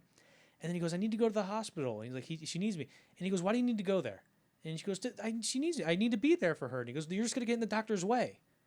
And he goes, "Stanley, I want to be there." And then he's like, he goes, "Stanley was a much better debater than me." So like in that moment, he was crushing me in the debate. But like I was still just so pissed off that it's like I knew I needed to be there, but he wasn't getting it. He goes, "You don't need to be there. So the baby doesn't need the dad for the first year of his life or whatever." And he's like, "Dude, let me go." And he goes, "No, you're not going." He goes, "I'll tell you what. Either you let me go to the hospital, or if you say no, I'm going to cut my hand so I have to go to the hospital. So which one do you want it to be?" He goes, "Fine, go to the hospital, but you have to come back immediately." And so Matthew Modine goes and has this account, this kind of harrowing account of like how it felt to watch his wife get cut in half on the table, essentially. Yeah. And he goes, "But we had a son who was amazing. I'm a dad now. Excellent, right?" And then he goes back and he has cigars for everybody, and he's giving all the cast and crew cigars. And he goes, "All right, are you ready?" Kubrick comes up to him and goes, "Are you ready to film?" And Matthew Modine gives him a cigar, and he goes, "It's a boy." And he goes, "A boy." He goes, "Nice. What'd you name it?" And he goes, "Bowman." And he goes, "Bowman?" He goes, "Well, you shouldn't name him that. Name him like a normal name. Give him a normal name like John or something." And he goes, "Are you fucking kidding me?" Yeah. And he goes, "You don't want him to grow up with a name where it's like it's all weird and stuff. He's gonna have." And he goes, "It's done. It's on the paperwork, the birth certificate. It's done. It's documented." And he goes, "You can still change it." And he's like, "Stanley, what's going on here?" Yeah, what is happening? And he's like, "Are you ready to film?" He's like, "Yeah, sure. Let's go fucking film this shit." This all seems like very calculated by Stanley Kubrick in a way. Like to drive him to that sounds like something that would happen in like a Vietnam scenario where it's like, I'm gonna cut my hand off if you don't let me do, you know what I'm saying? Yeah. Like let me go save him, or I'm gonna, you know, it's so sounds so dramatic that it sounds like he's intentionally poking at him in a sense. Yeah, there is an aspect of that in regards to like asking him what he thinks the ending is. But I think stories like that of Kubrick kind of just being like impatient, let's say, might just be like obviously the mystique of Kubrick allows like, oh well, you never know what his intentions are, right? But I think part of that is just like, you know, the pressure of having a movie. Yeah. And if you're making a movie simulating this kind of high tension environment, it's only natural or inevitable that some of that tension that you're trying to replicate is going to manifest in the real world, you know? But now it's December. They still don't have an ending. And Matthew Modine's like, I fucking Stanley, god damn it, like this fucking guy. And at first it was cool because they had they called them Winnebagos, I think, which was basically their trailers. And only Stanley and Modine had their own. And everybody else had these caravans that they shared with other people. And Matthew Modine was like proud that he went to go hang out with Stanley. It's like, you know, you get to hang out in the cool people's trailer, you know? And so it's been a while since he was invited in there by Stanley. And one day they go, you know, Stanley wants you. And he goes, okay. I think Leon Vitali called him. And then he goes in the trailer and he sees Kevin Major Howard and Adam Baldwin and Dorian Harwood, who played 8-Ball. And they're all sitting around. And he goes, Matthew, we've all had some interesting conversations about the ending. And Matthew's like fuming because he's like, fuck, like they're hanging out with Kubrick and I'm not, like this is bullshit. And he goes, Adam, tell him your ending. And he goes, all right, so it's, you know, we kill the girl. I hold up the head and I go, yeah, I'm hard. And then we cut back into America. They're back in their normal lives in America. And Joker goes to the laundromat. And as he's leaving the laundromat at the counter, he sees Animal Mother working there. And Animal Mother just goes Semper Fi. And the movie ends. And then he goes, and then Kevin Major Howard, who he did not like, but then grew to like very much, Kevin Major Howard starts talking, and I didn't even listen. I was fuming, dude. I don't even know what his ending was. And then he goes, Stanley goes, so what do you think about those endings? And he goes, you know, I think Stanley, I think you should shoot them all because we all know we're gonna have to reshoot them anyway. Like so he bursts out or whatever, and then everybody's like, well, okay, listen, geez, embarrassing. And then he leaves, and he's like, fuck, that was so bad or whatever. And now, and again, but also not having it, and also he talked about, he goes, it felt like I was being tested by Kubrick. It felt like he knew what the ending was the whole time and was just waiting for me to say it to like confirm that it's right, like hearing somebody else come up with it on their own for it to be right. So again, it's December. And finally, he asked, you know, they're filming or whatever, and he goes, have you thought about the movie? And he's just so fed up with this question. He's like, you know what, Stanley? You want a fucking ending for your movie? The ending, it should just, they kill the girl, and Joker should just fucking live. He shouldn't die. He should live. And he has to live with Hartman getting shot by his friend who ended up killing himself. And he should have to live with killing that girl and, you know, this horrible things he done and blah, blah, blah. And Kubrick goes like, okay. Finally. And then kind of gives him a look like, you got it. And he's like, this motherfucker knew the ending the whole time. And did you think he actually did? He says that. He says like he gives me a look like he knew what it was the whole. He didn't. Kubrick didn't say he knew the whole. Like he didn't. That was my plan. Like he just kind of, you know, hinted at it sort of with his expression. So again, I said this went. You know, this production went forever, and I'm just gonna detail some stories that gives you an idea of why it went on forever. And so there's one scene, they're shooting the scene with the prostitute on the motorcycle with the sunglasses. And they're all like, oh, hey, little schoolgirl, I'm a little schoolboy too, like that scene. And Modine talks about how they're filming that scene. And they take a few days to shoot it, and they're like, God damn it, that sucked. And then, you know, later the next day, they're like, oh, yeah, we have to reshoot it. There was an exposure error. And then it's like Stanley's going like, all right, the clouds are coming. Doug, how are we on the clouds? And Doug Milsom holds up like a little tint glass to see the sun coming out of the clouds. And he goes, all right, we're good. And he's like, how long we got? Like, oh, we're good. And then they start filming, and they go, all right, go, and action. Hey, little schoolgirl. And Kubrick's like, cut, Eddie. The fuck? What the fucking mic are you using? That sounds like shit. Mm. And he goes, all right, sorry, Stanley, I got it. And then they go, and action. Hey, little schoolgirl. He's like, God damn it, Eddie. It sounds like shit again. It sounds flat. It didn't sound like this yesterday. Like, what's going on? And then again, cut. It sounds like shit. Try the ambient mic. See if it still doesn't work or whatever. And like, Yeah. And then finally they get it. It's like, oh, the light's wrong. It's like, oh, well, now the smoke. Do we have the smoke? Oh, smoke's not up. It's like, it took so fucking long for everything. It's so frustrating. They talked about when they talk about the wall, they go, that fucking wall, man. It's when they get lost and they're like, everybody, let's crouch by this wall. Yeah. And he's like, Joker, shut the fuck up. That scene, they filmed that forever. So, they said they were pinned down at that wall literally for like weeks because at first Kubrick was like, it's cold. It's fucking middle of winter. And they're dressed in like, they're in England in the winter and they have like sleeveless shirts on. Yeah, they're supposed to be all sweaty. But also, if they're outside, you're gonna see the breath, right? So they're like, Stanley, how are we gonna avoid, being able to see our breath? And he goes, oh, I got a trick up my sleeve, an old Hollywood trick. You'll see. And he goes, you gotta put ice cubes in your mouth, and that that'll change the temperature in your mouth. And you won't see the vapor. And they try it, and he goes, and action. And he goes, Joker, shut the fuck up. Because he has ice in his mouth. Yeah. So then they go, well, shit, what are we going to do? So then they take these giant heaters, these oil heaters, and put them right next to the actors. And it works. Like, they're not cold, and you can't see the vapor. But now you just hear, and they're like, fuck. So then a couple of days later, they're like, all right, we got it. So they took these duct tubes they use for air ducts, and they had like 100 feet, like hundreds of feet of that connected to the oil heaters, and they put the oil heaters a few hundred yards away, let's say. Okay. And went all the way up to them, and then it finally worked, and they got the scene right. Another thing that goes to when they talk about how Stanley is a perfectionist. Obviously, a lot of those stories about his obsessive nature or whatever, like, oh, he can notice this from 200 yards away. Obviously, a lot of those are exaggerated, like, in a good way where it shows how much of a genius he is. Yeah. And also some of those are exaggerated in a way that shows like he's difficult. Like, oh, we did 200 takes of this scene, right?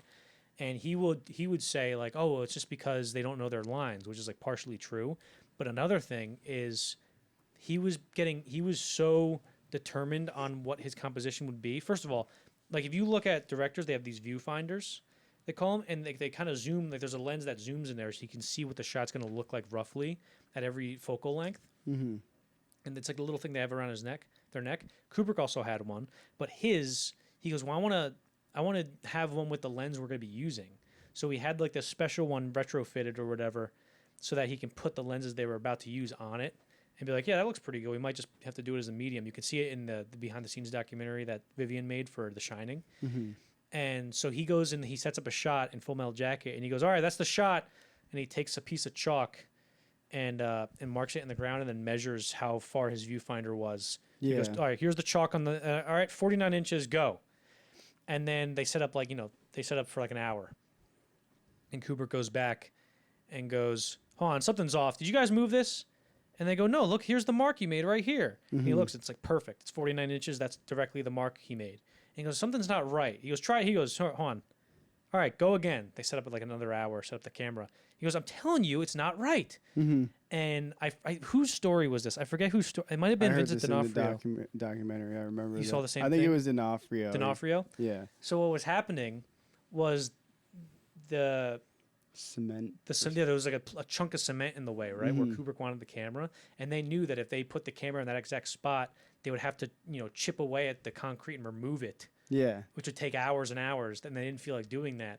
So the AD or the cinematographer, whoever it was, the cameraman, when Kubrick had his back turned, kicked some dirt over the chalk mark and made his own. Yeah. And Kubrick just noticed. It was like inches difference, by the way. He would notice and that Kubrick kind of noticed thing, it. though. Yeah. Mm-hmm. That's the thing where it's like hyper. Can we jump back before we get too far from the wall scene? Yeah. The other part of that I think it was 8 Ball, the guy who played 8 Ball, he mentioned that they would every time when like bullets, because they were shooting the bullets and they'd have to rig the building with all the bullet impacts. So every time they did that, it was basically the end of the day because they had to re-rig that entire building, which would take like 2 days sometimes to do. That's another thing where movies today, they're filmed like in a couple months, don't even worry about it, right? But Kubrick's movies went on for like a year or two, but the budgets were always relatively very tiny. Yeah. Even adjusted for inflation, I'm pretty sure the budget for this is like 47 million if they did it today, right? Yeah, that's crazy. It's 17 million. Some people say 30 million. Like if you go on, like let's say Wikipedia, it says the budget is 17 to 30. But most of what I've seen is 17, and I think Kubrick even said it was 17 at one point. But it's like, how much of that is just, there's less regulation or union stuff around movies where they just, they can get away with being cheaper. Whereas like, Top Gun, the original, it was $15 million. Adjusted for inflation, it's $40 million. It's like, how? But also Kubrick, even though he would go film for so long, people would you go onto his set and there's like 6 people there. It's like, where's the crew? It's like, this is it. Yeah, his crew is really small. So that's how he affords to just go for as long as he wants, essentially. If he had a giant crew, there's no way. So there was one story, and this is again where Matthew Modine was kind of having a hard time with Kubrick, and I thought it was really funny, where the AD, I think the guy's name was Terry, and usually he was just like, oh, all right, let's do some work or whatever. But one day he saw Matthew Modine, and he was like very happy looking, and he's like, hey man, what's going on? And he goes, I'm fine or whatever, and he goes, Stanley's on the radio, he wants you, and he goes, okay. And he goes, hey, Stanley. And he goes, hey, Matt, walk over here. And he goes, what do you mean over here? He goes, turn right and just walk a couple hundred, feet. Don't even. He goes, okay. And he goes, okay.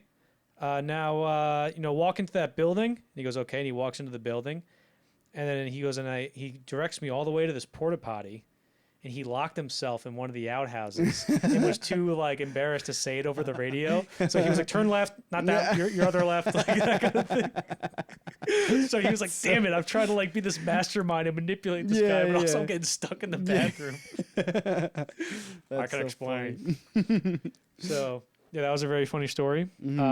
So you talked about 8 Ball, Dorian Harewood. Yeah. I think you mentioned earlier how, he was asking for a contract extension because the filming went on for so long. Yeah, he was trying to renegotiate with the union or something. So also Kubrick hated unions and he hated the English. Yeah. Crews. There's a video in Vivian's documentary.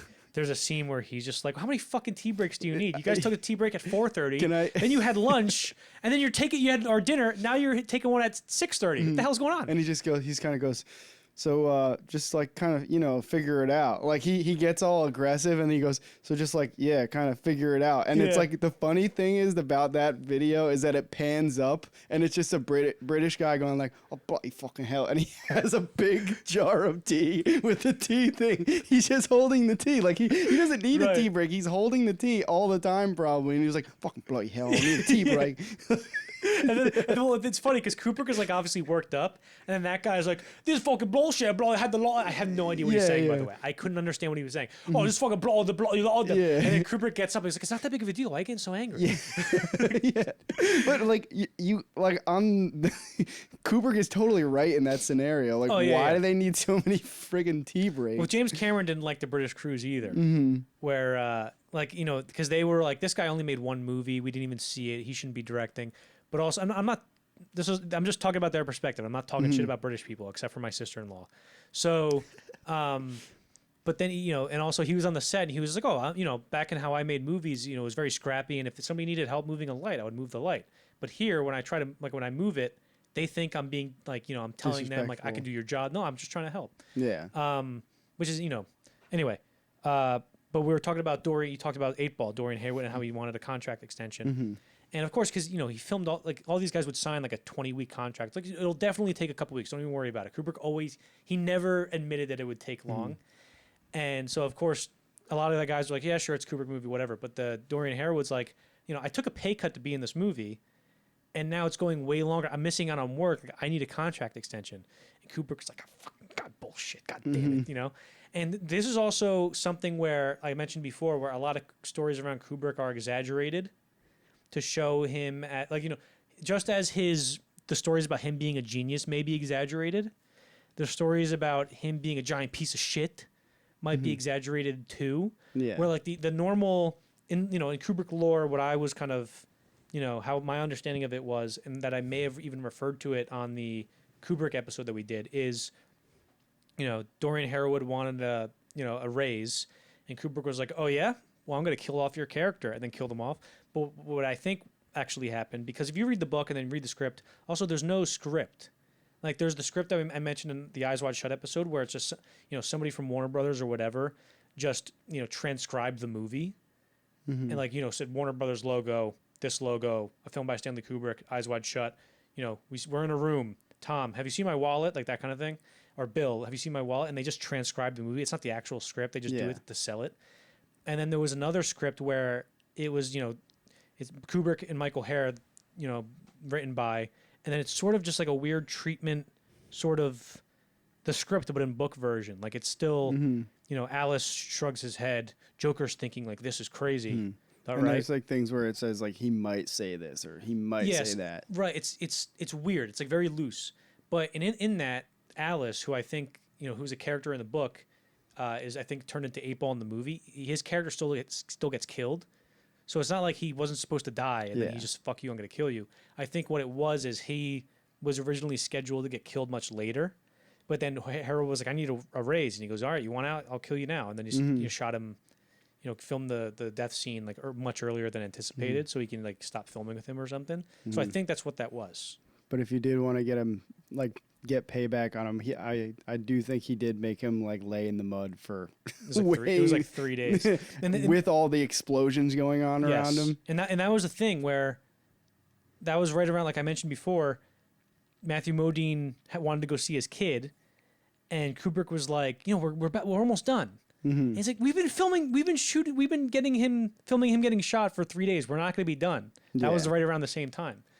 And also they talked about like, Vincent D'Onofrio was talking about, it's kind of crazy the way it's not like as safe as you think. All the guys who are not trained in like a school, they just get trained on the job. They learn how to do these blood squibs on the job. Yeah. And they're mini explosives. If they explode the wrong way, you're fucked. Yeah.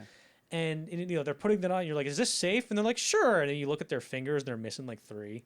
Yeah. And you're like, God damn it. So yeah, I can't imagine. And it also was just super cold. But those shots are great. They shot him. I think Douglas Milson was like, we shot that whole last sequence at Magic Hour, and he goes, Magic Hour is that time of the day where it's like you get 1 hour, and everybody's tired as shit, and you want to go home when it's cold, but the light's perfect, and you have to film. And like the scene of I think his name's John Stafford was Doc J. He's like whatever, and he's screaming. That looks really good. Anyway, is that when that's when 8-Ball gets there and he's no, it's the other way. So 8-Ball's already there. Doc J, who's the medic, goes to get him, and then he gets shot like in the leg, and then they're both just like, oh fuck, whatever. All right, we're halfway through these stories. Yeah, oh my god. What else we got? Oh, this is a great story, dude. So D'Onofrio, who again they filmed the boot camp stuff later. And which was lucky for him because he had all the time in the world to get fat. He gained like 80 pounds, which a record that Christian Bale later broke for Batman Begins. He gained 100 pounds in between The Machinist and Batman Begins in 5 months. A lot of it was muscle. It's insane. And it was previously held by who? Robert De Niro. Yeah. For Raging Bull, yeah. 60 pounds, I think. God damn. So D'Onofrio goes, yeah, we're filming. I think it might have been a boot camp scene. But anyway, D'Onofrio was there while they were filming all the City of Hue stuff. He was just like there watching. But I think this sounds like it would have been a boot camp scene. He didn't specify in the story, but he goes, there was one time where Stanley's on the crane and there's like 100 extras, let's say, all dressed up, and he's trying to figure out how to get his shot. And it was typical. He would just sit up there for an hour thinking, and we just wait. We're not allowed to talk because he's thinking. And he's sitting there and we're watching it, and so all of a sudden somebody from the back goes, get off the fucking crane. And the AD Terrier, whoever comes over, remember Leon Vitale goes, who said that? He goes, come on, don't say that. Like, you're on a Stanley Kubrick movie. You have a great opportunity here. And he goes, okay, just don't talk. And they go, all right. And then he walks away, and the same guy goes, get off the fucking crane. And Kubrick comes down, just wordlessly just goes, okay. And he gets down, he walks over and goes, who said it? Who fucking talked? And then one guy stands up in the back and goes, I'm Spartacus. And the other guy goes, I'm Spartacus. And they all start standing up and they all laugh and stuff. And then they settle down and Kubrick's just stone faced and he just goes, and like starts laughing. That's another thing about this movie where you see all the behind the scenes where it's like, that's where you get the glimpse of like, he's definitely just like sort of just a regular guy because like he's just laughing with the guys. You mentioned this in the last one. This is like one of those movies where just him and the boys. He's like hanging out with the boys, dude. Yeah, I Which mentioned love. that might be like why that might be the reason why this is my favorite Kubrick movie. Probably, maybe it changes like every day. Yeah, it's just because it feels like him just hanging out with the boys. You know, he's like, I remember when I was your age. God damn it, it was cool to be 26. Yeah. I'm so glad we're 26 right now, dude. Yeah, dude. Hell yeah. You know we're never going to get old? It's not going to happen. You just doxed our age. Now everybody knows everything about us. Yeah, everybody knows that we're either a baseball player who just got a $700 million contract or a guy who shot a CEO or a guy who killed a homeless man. Or just two chill guys. Two chill guys. Yeah. So, anyway. Where were we? Yes, Full Metal Jacket. Yeah. Not the horrors of the world. People are here to avoid that. And also, and this is a great point where, you know, a lot of it's like, people talk a lot these days about CGI and how it's ruining movies. And it's like, well, you know, maybe it is in the movies that you notice it, but there's a lot of CGI in movies that you don't notice where it doesn't ruin them, right? And with any new technology, there's people who are like, it wasn't the same, like back in my day, that kind of thing. Douglas Milsom, I watched it, like there's like a 2-hour-long interview of him somewhere. That it was like a cinematographer's, you know, digest, and he talked about like, oh, fucking these people with their digital cameras and they think they're filmmakers, and it's like, I'm not gonna sit here and say this guy's an idiot. He just comes from a different time. That's fine, right? Like if you know, in 30 years we're gonna be like, we're real filmmakers. We use digital cameras, not these damn eyeball injections that people have now. So, you know, but D'Onofrio talks about the scene where they're talking with the Notre Dame guy, the touchdown. And he's like, I played a little ball at Notre Dame. And he goes, all right. And there's like helicopters in the back and all these extras and there's smoke. And he goes, people have no idea the effort. It's like a 30-second shot in this scene. But, you know, all these helicopters, they had 3 helicopters or 2 helicopters that were just flying in circles. So it looked like there was more.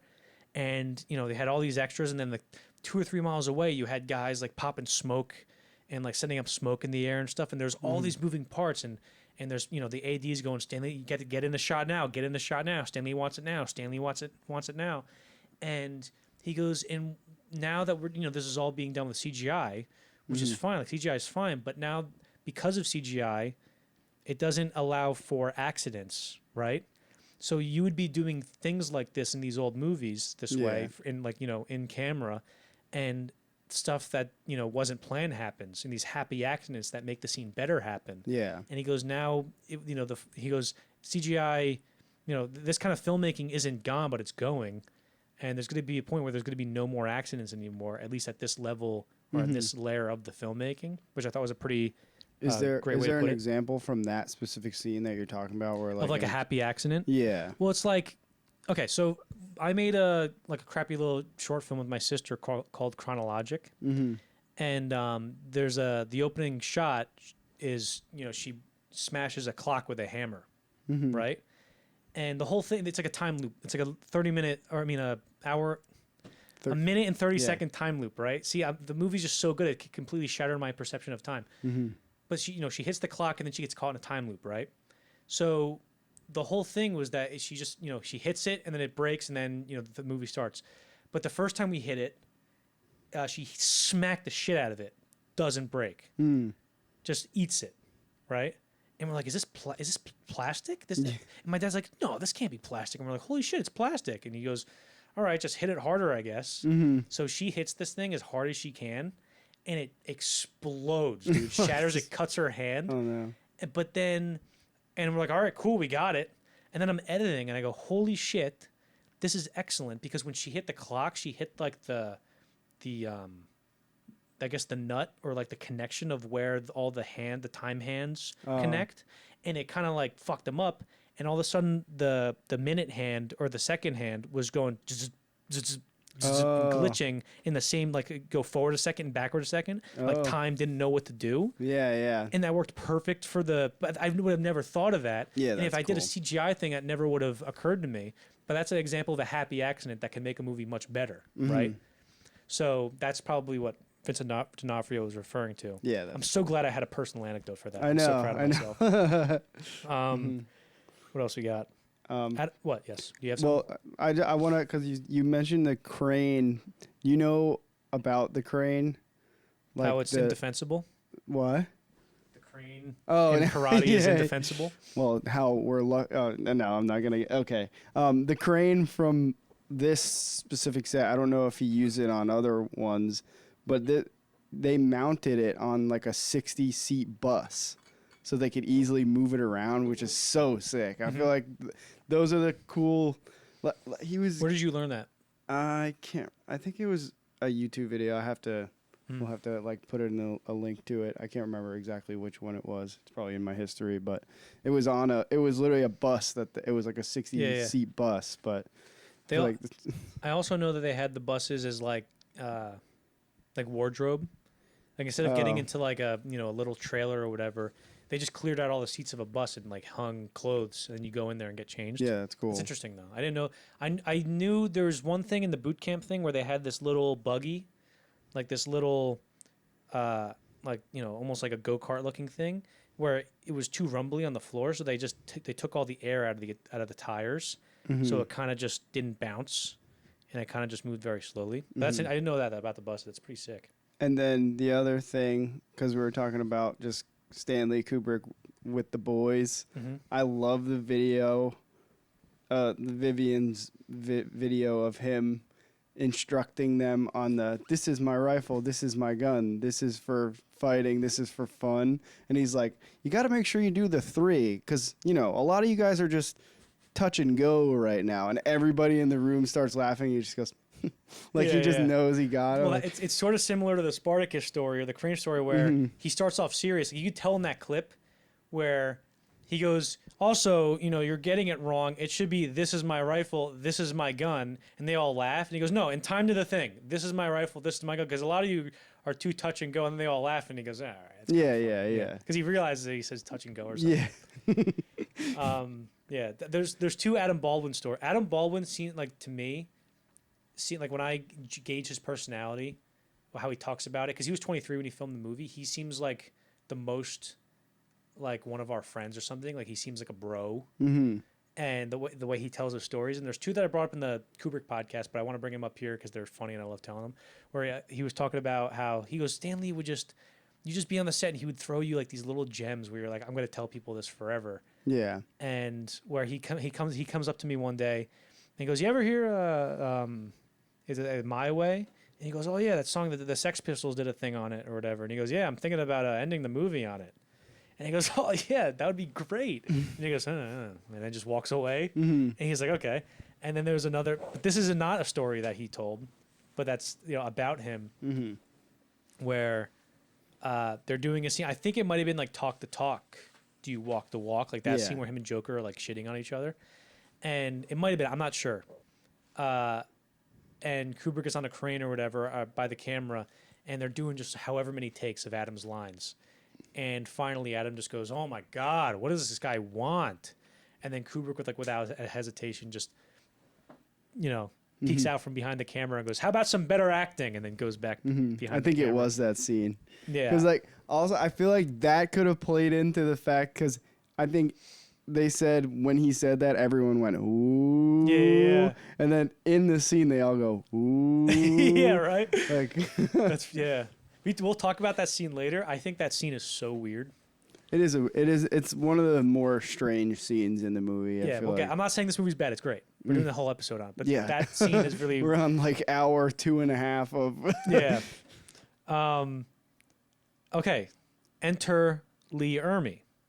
Right? So when you read off that kind of, summary of the production starting, you said it said Tim Colseri was cast as Sergeant Hartman, right? Yeah. So, Lee Ermey was an actual drill sergeant during Vietnam. I think at Parris Island, too. Oh wow. And he was, he had a second career as like a tech supervisor on Hollywood movies for Apocalypse Now. I think it was the Boys in Company C, and what else did I have here? Purple Hearts. He also acted in the Boys in Company C, as well. He played a drill sergeant in that as well, and so he came in, and he said he loved doing it because he liked the fact that he was helping the movies be more realistic. Yeah. But also he was in charge not only as, hey, this is right, but also as basically the guy who would teach all these actors how to be Marines. Yeah. So they were, let's say they had to do, like a march or something, or the gun when they move the gun around and they go, left side, like that thing. Apparently some of the actors were like, we'll just learn it on the day. And he's like, no, you're not. Mm-hmm. He goes, he puts on his drill instructor hat, and he's like, what the hell? He starts yelling at everybody. Yeah. And Kubrick's like, holy shit. And all the actors just get in line, and he basically just turned them into Marines. Like, they all knew, at the end of that shoot, they all knew how to take apart an M16 and put it back together again. They knew all the marches and the fucking... Yeah, that's what D'Onofrio says. Yeah. He's like, I don't like guns. I'm an actor, but I can take apart an M16 blindfolded. Exactly. Kind of nuts. So, so all the actors were like, I don't know, we don't have to do this. And, Ermey went up to Kubrick and was like, do I have your permission to whip these boys into shape? And he was like, yeah, go for it. Sick. Mm-hmm. And so Tim Colseri was the Sergeant Hartman, and originally, and he would do rehearsals with all the actors. And then at a certain point, either because they didn't want his voice to go away or something, or it was his hours were done on the day, I don't know, but he would be like, all right, that's enough for me. And then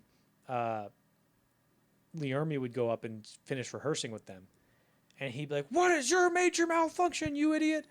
And Kubrick would be like, excellent, or whatever. And then I think he might have filmed himself like doing some of the, I don't know exactly what the purpose of it was, maybe to like help Tim Colseri, but some people suspect like maybe he sort of knew what he was doing. Yeah. By rehearsing like that, like almost like he was auditioning, like maybe that was his audition for Kubrick. I think Lee Ermey says that in like documentary. He's like, I made sure Kubrick saw me, whipping them into shape kind of thing. Mm-hmm. So, at a certain point, Kubrick was like, maybe he should just be Hartman. Because also he was improvising this stuff. Mm-hmm. And so he was coming up with better stuff that I can never imagine. And so he, eventually he goes up to Tim Colseri and he goes, look, Mm-hmm. Lee Ermey's got to do it, that kind of thing. And, Tim Colseri goes, okay. And he played the door gunner. And, since then, Tim Colseri, he like being in a Stanley Kubrick movie is a big thing. I mean, he's still in the movie, but that would have been a very, we talked about how like, imagine this guy in this role.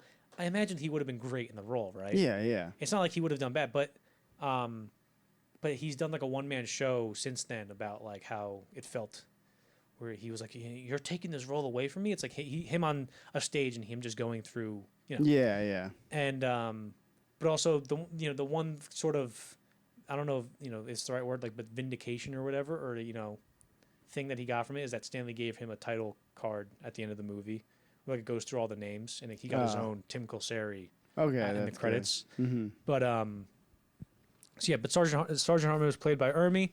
They would just be on the set, and Kubrick would just be like, go nuts, and then he would say something crazy like, did your parents have any children that lived? Yes, sir. I bet they regret that. And he'd be like, holy shit. And then so Kubrick would write it down, and then Ermey would have to memorize it. He's like, what did I said that? Mm-hmm. Oh my God. Okay, let me say that. And then he would, and then they would just film it, and his voice would always, of course, because he's yelling all day. Blowing out. There's literally not a single line where he's like, hey, what's going on? Mm-hmm. It's the whole time he's always yelling. Like maybe when he's talking about where Lee Harvey Oswald and was the other guy's name, Charles Whitman, the other shooter in that one scene where he's like, where did they learn to shoot? The Marines, sir. Like that's the only time he's not yelling. He's still projecting though. Like he's still straining. He's still using his outdoor voice. Mm-hmm. But there's also, actually I'm so excited to talk about this. So I was trying to find the original announcement for Full Metal Jacket for research purposes. Like, did they announce it as a Vietnam War movie? Like, how did they announce this? What was the casting call like? Like, if I can get a copy of like, a paper that says casting call. But what I did find is Full Metal Jacket's in the news because like Trump quoted it. He was talking about something, and it's funny because he brings up the fact that they had an actor originally to play Hartman, and that they got a real guy. Like that part he gets right, but then of course he just keeps going. Yeah. So he's like, I don't know if I can. Starts to weave. Yeah, he starts to. Well, he goes like, what you guys do is very, very good, guys. What's that one movie? That's just Stanley. And they go Full Metal Jacket. He goes Full Metal Jacket, which is crazy. Like I'm like, holy shit, he said Full Metal Jacket. Like those two parts of the world have never crossed over for me. I'm like, holy shit, he just fucking mentioned Worlds Stanley Kubrick. collide. And he goes, what a great movie that is. He goes, originally they had an actor for it. They had 5 actors for the drill sergeant. And then, this guy, they had a real, he came in and they said, you can't be better than the real guy. And he goes, and he just starts making stuff up like that, where he's like, they had 5 other guys for it. He's like, I heard it on Director Dossiers podcast. Yes, Johnny Cruz, he said it himself. It's so, I just like, that was like a perfect, he talked about that movie exactly how you expect him to. He's like, guys from the studio, they come down and they go, who is this guy? You can't be better than this guy. I thought that was funny. Anyway. Lee would improvise. Kubrick wrote it down. Now, you mentioned a car accident, right? Yeah, that was funny. Lee Ermey was in 2 car accidents. One was horrible, and one was very funny. Mm-hmm. I'll start with the funny one. Why not? So, the funny one is, and also this. This is one of those stories where I'm like, is that believable?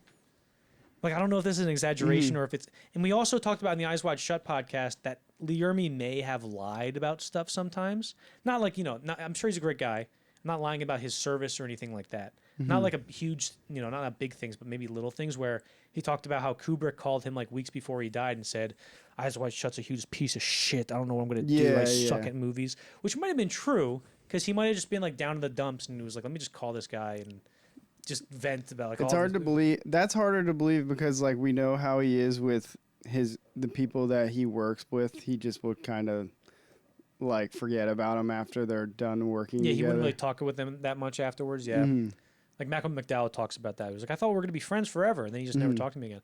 But like, I don't, I'm not calling Ermey a liar, but I'm just saying I don't know. There's been some discrepancy about that story where. People claim that he didn't call it a piece of shit, maybe. But it's possible Kubrick was just depressed and he's like, oh my God, this movie, I hate making movies. And then he just called him and was, it's a piece of shit, don't worry about it. But Lee Ermey talks about this one story where they were in a car. It was him, Kubrick, and Christiana, maybe another guy. And Stanley is driving the SUV. And he goes, and then we can get that shot over there. But if we frame it like this, it'll work that way. And then we can, and then as he's talking, he's like, he's driving, but he's looking at where he's pointing. Yeah. So he's not looking at the road. And then all of a sudden he's talking, and as he's talking, the car just starts to tilt and gets like flipped over on its side into like a ditch. Yeah. And then they go, oh, fuck. And then Ermey looks around, and then he sees Kubrick like standing on the center console, like sticking out the window, the driver window, like pointing, going, and then we can go over there. And like he didn't, Yeah, he just got out of the car and started walking to where they were. Right, headed. without going like, Christian, are you okay? Yeah, a story like that's funny, but like it seems like an exaggeration to me. Tell me in the comments to go fuck myself. I don't care. That's just my opinion. I'm gonna comment right now. you should totally comment. Just go fuck yourself. People will be so confused. Like, what happened at the end of this 3 hours? Dude, we should totally just stage like a beef between us. Yeah. But the other car accident, which definitely happened, and Lee definitely wasn't lying about this because there's proof. So it was right after they filmed the scene where he goes, it might have been "Happy Birthday, dear Jesus." It might have been that, or it might have been, "This is my rifle, this is my gun, this is for fighting, this is for fun." It might have been after that scene. That night, Lee's driving home, and I forget what the place was called. It was an area in Epping Forest. It was nicknamed Murderer's Row or Killer's Row or something. I couldn't find the name of it, but if you know, please comment. And it was known for hundreds of murders being there. It was like nobody wanted to go there. You never stop for anybody on the side of the road there. You'll get murdered. Mm-hmm. And he ends up like driving into a ditch and getting in a car accident, and he like breaks his ribs. What happened is I think he got pinned against the steering wheel. Oh, so he couldn't move. His ribs were broken. I think his lungs may have gotten punctured. Ooh. Like he was very close to dying. Yeah. And but he couldn't move, but all he could do was just flash his lights, and for hours he was just flashing his lights. That's crazy. And then finally somebody stopped, and they got out, and they're like, "Oh my god!" And he went to the hospital, and they had to stop because they were filming the boot camp stuff at this point because they were done with the Vietnam stuff. So there's nothing to shoot without him, pretty much. Yeah. And so production stopped for 4 months. I don't know how much in that 4 months, or it took 4 months for him to heal, let's say, right? I don't know how much they were able to film in that 4 months. I don't know if Kubrick started editing. I don't know. I couldn't find any information of what they did inside that 4 months. Yeah. But I'd imagine Kubrick probably, they probably filmed some stuff like if they hadn't already of Joker and Pyle, Joker teaching him the ropes, like that kind of a Mice with Men sort of section of the movie, and anything they could get without him. But then after that, they were like, well, now we just got to wait for him. Yeah, that's scary to think about him puncturing a lung and then having to have those bullets on him. Oh, yeah, the squibs. Yeah. The squibs. Because I was thinking about that because there's a behind the scenes where they're testing that and it like goes off and he's like, oh. Like really? Yeah. There's a thing where he's just wearing like a hat, like a white t-shirt. I didn't see that. Yeah, I'll show you the video on YouTube. But it goes off and he's like, oh, like it sounds like he gets like punched in the chest or something. So obviously we talked about how Vincent DiGiorno and Matthew Modine were friends.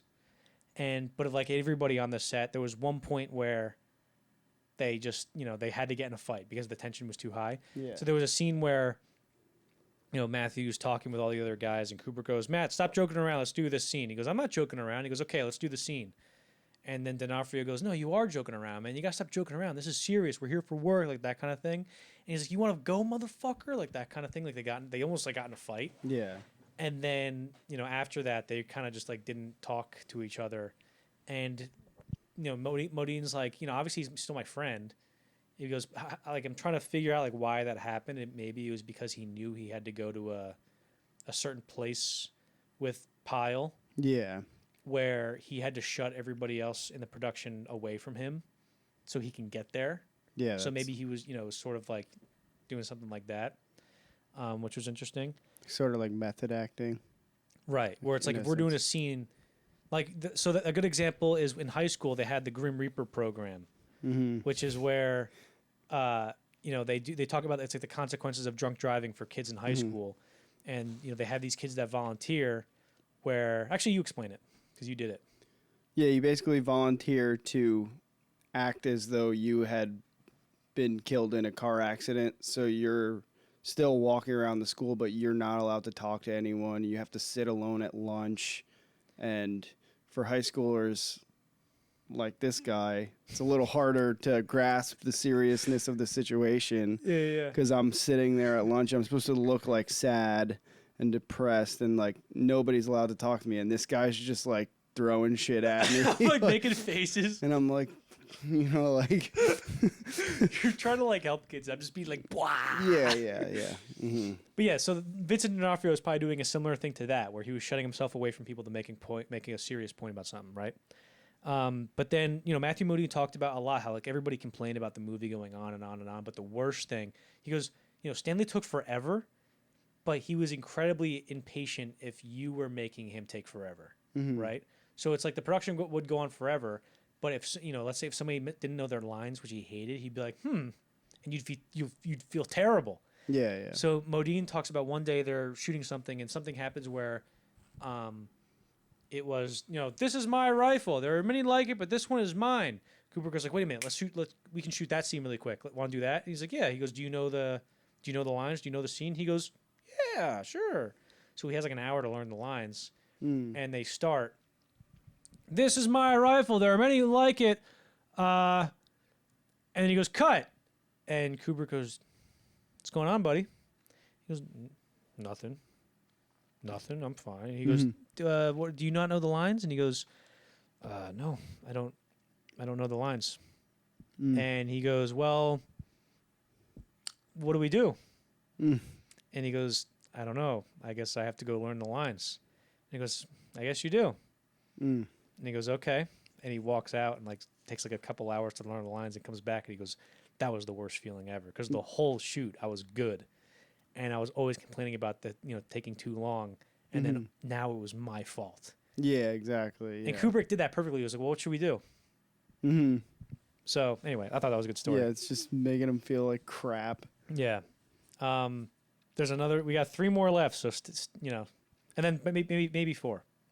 Actually, I'll talk about Kevin Major Howard really quick because you mentioned him before. Who plays Raptor Can I Man. talk about one of the behind the scenes things? Yes, go ahead. There's another one of Vivian's behind the scenes things that's really funny, which I didn't realize. I guess obviously it's pretty obvious now, but all those bodies in that ditch were real people with like white stuff drizzled all over them. And well, first Matthew Modine knew that there were going to be like a bunch of people in a ditch, so he went in on like all of his off days to rehearse extra for that one. Yeah, they mentioned because he didn't want to make sure he wanted to make sure they weren't like laying in that ditch for a really long time. If Matthew didn't go there to rehearse, they would have had to lay in there all day as opposed to like a couple hours. Yeah, so that happened, and then there's a behind the scenes of when they rap on that, and then they all finally get up and they're all like shaking out their hair. And then one of the guys just stayed there like, and you see like the medic of the actual film crew like jump in like, hey man, like slapping him, and he's just like, and then he goes like that. He just like that, and everyone's like, we thought you actually died down there. Like the guy, you see the guy like. Like he thought somebody like actually died on his watch. Fuck, that'd be crazy. That's funny. I saw that. That was funny. To Live and Die in L.A., which is a William Friedkin movie. Do you know who that is? No. So do you remember there was the guy who directed The Exorcist, and there's a story about how he goes, there was a priest and he saw another priest die and he was supposed to cry, and but also I don't know if he was an actual priest because he just goes, the priest wasn't crying. Like, was it an actor playing a priest, or did they get a priest to play an actual priest? And I like to think it was an actual priest because of this. So he goes up to the guy. He goes, Jerry, you're not crying in the scene. It's not cutting it. He goes, I'm sorry, Bill. And he goes, do you trust me, Jerry? He goes, of course I trust you, Bill. And fucking William Friedkin slaps him in the face as hard as he could. And he's like, oh! And then he goes, action. And then he starts crying like, oh, fuck. And they go, cut. He goes, perfect. And the priest goes up to him and gives him a big old hug. He goes, oh, thank you. That's just what I needed. And the interviewer goes to Friedkin and he goes, I can't imagine you can pull that card too many times. He goes, no, I haven't done that more than 570 times. So anyway, William Friedkin, he made a movie called To Live and Die in L.A. in the 80s. I believe. And there's a headshot scene where somebody gets shot point blank with a shotgun, and Kubrick, showed Modine and D'Onofrio and the team that scene as like how can we pull off something like this for when, Leonard kills himself, and Leonard Lawrence, it's Leonard, and so what they did is that there's actually 2 conflicting accounts as to how they did this. So I think it was Matthew Modine says what they did is. I think it's so impressive because D'Onofrio, all he did, it was just acting. Like, there was nothing in the gun. He just pretended to go, oh, like that, and then threw his head back. And Modine describes it as they had this pressurized, like, air machine cannon, would shoot air, and they stuffed a bunch of, like, pasta and, fake blood in the top of it. And then as he would go, boom, like, they'd probably count down, like, 1, 2, 3, boom, so they could time it. And then, the air would shoot out and it'd spurt out all the stuff behind him. So this is like directly behind his neck, let's say, this air cannon. But D'Onofrio said that they just put like toilet paper and shit with the fake blood in it. So pasta or toilet paper, we'll never get to the bottom of it, sadly.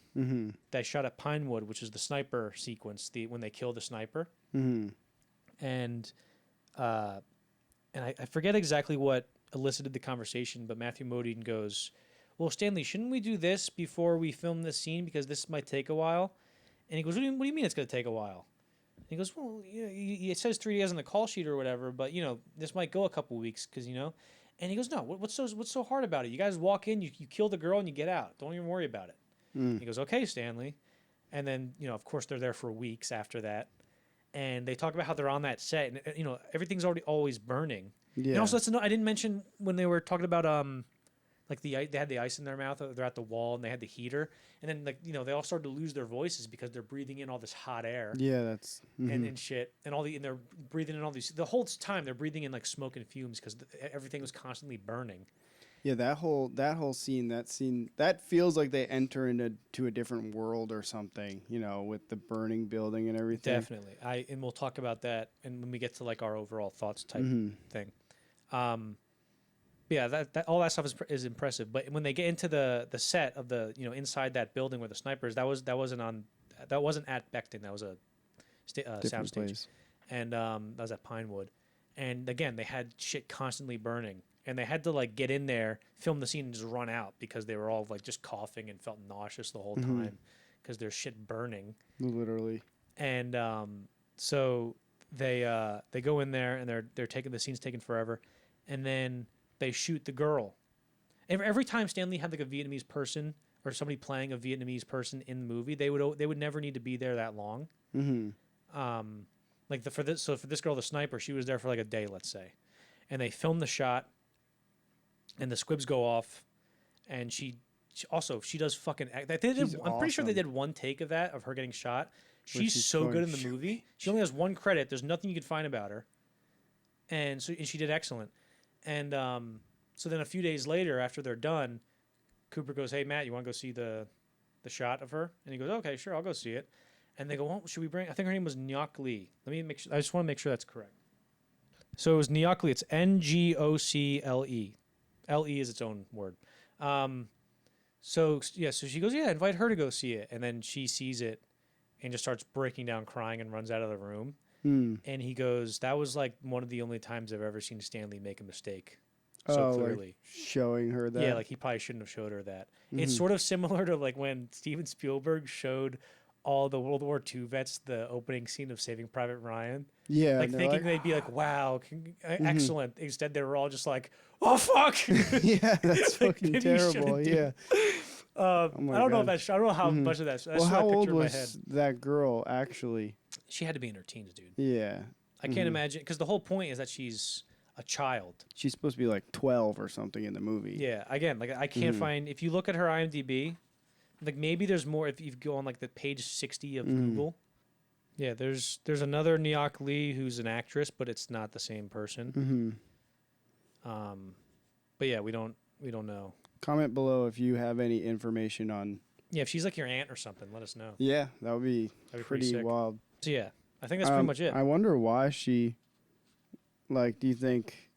I guess we'll never know unless we find out more about this specific woman. Yeah, I mean, it's possible. Like maybe she didn't have a lot of exposure to, you know, American or Western media. I don't know. I don't want to. Yeah, just assume she didn't. They don't. These people don't even know what computers are. Yeah. I'm not gonna like. Do you ever see that clip of that lady? Yeah. Anyway, yeah. So thinking. Yeah. What? Nothing. You were just gonna say something extremely politically volatile, weren't you? Say it. Make sure you. Yeah, fucking say it, dude. Let's get it for the record. But yeah, I don't want to like make any judgment calls about her. I don't want to make any assumptions about her on that. But maybe it's possible she didn't see a lot of movies growing up, and she was like, "What the fuck?" Or maybe she had a relative who was involved in the war. You never know. I'm pretty sure that's everything. That could be like a cool.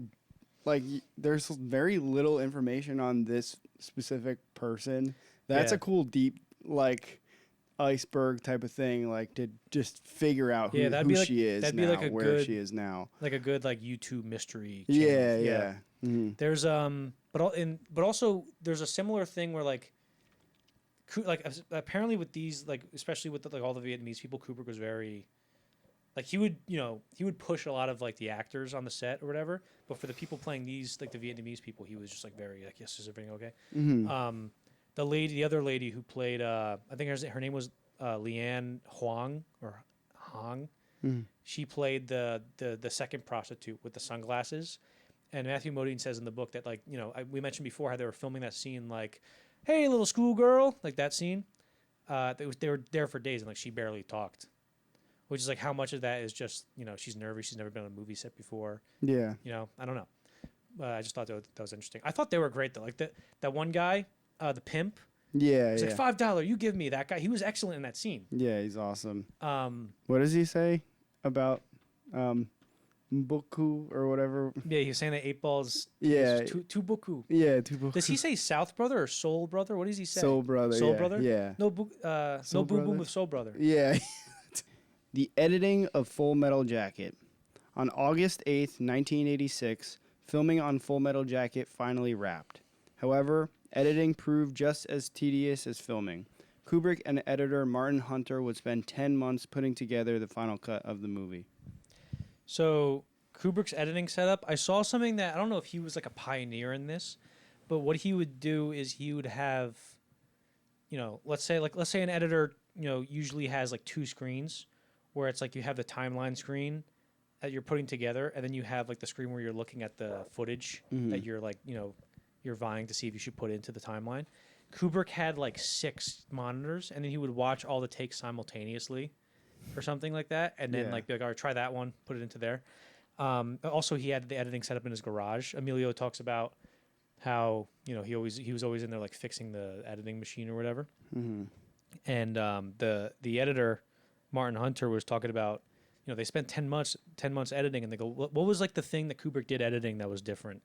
And he goes, like, a lot of directors, they would just like see and also I'm guilty of this, by the way. Whereas like a lot of directors see just they're looking at the reaction shots for a scene, and like the first thing they find, they're like, that's good, and they just put it in. Like I don't have to watch the rest of it. But Kubrick would sit there, because also he would be on set and just film like hours of just 8 Ball going, huh? And like he would just go through every single one to see which was the best one. And he goes, Stanley, don't you ever just find one that works and go, okay, on next shot? And he goes, no, we spent so much time trying to get the shots. Why not look at everything we got? Yeah, exactly. And this is also we mentioned. I think we mentioned in the Kubrick episode where this was like the first Kubrick movie to have like pop songs. Like he was one of the first guys to go, wait, why do I need a score when I can just use all this classical music for free? Sort of, with when he used all of Ligeti, and I forget what that one song in 2001 where it goes. Oh, I think that might have been an original score. I think no, that wasn't, because he hired a guy called Alex North to do the music, and the guy was like, Kubrick, here's my music, and he goes, oh yeah, thanks a lot. I'll definitely call you about that. And then he just didn't use it, and then he ended up using all this classical music. That stuff. Like I think that 2001 is sort of famous for using classical music sort of in that way, I believe. The same way that like a movie like Mean Streets was one of the first movies to use pop songs, like Be My Baby and stuff like that. I guess one of the first to use music like that. Well, it wasn't a pop song because it was an original song. It was Bush Cassidy. Raindrops or fall, like that kind of needle drop feels like a very modern needle drop that you see in a movie now.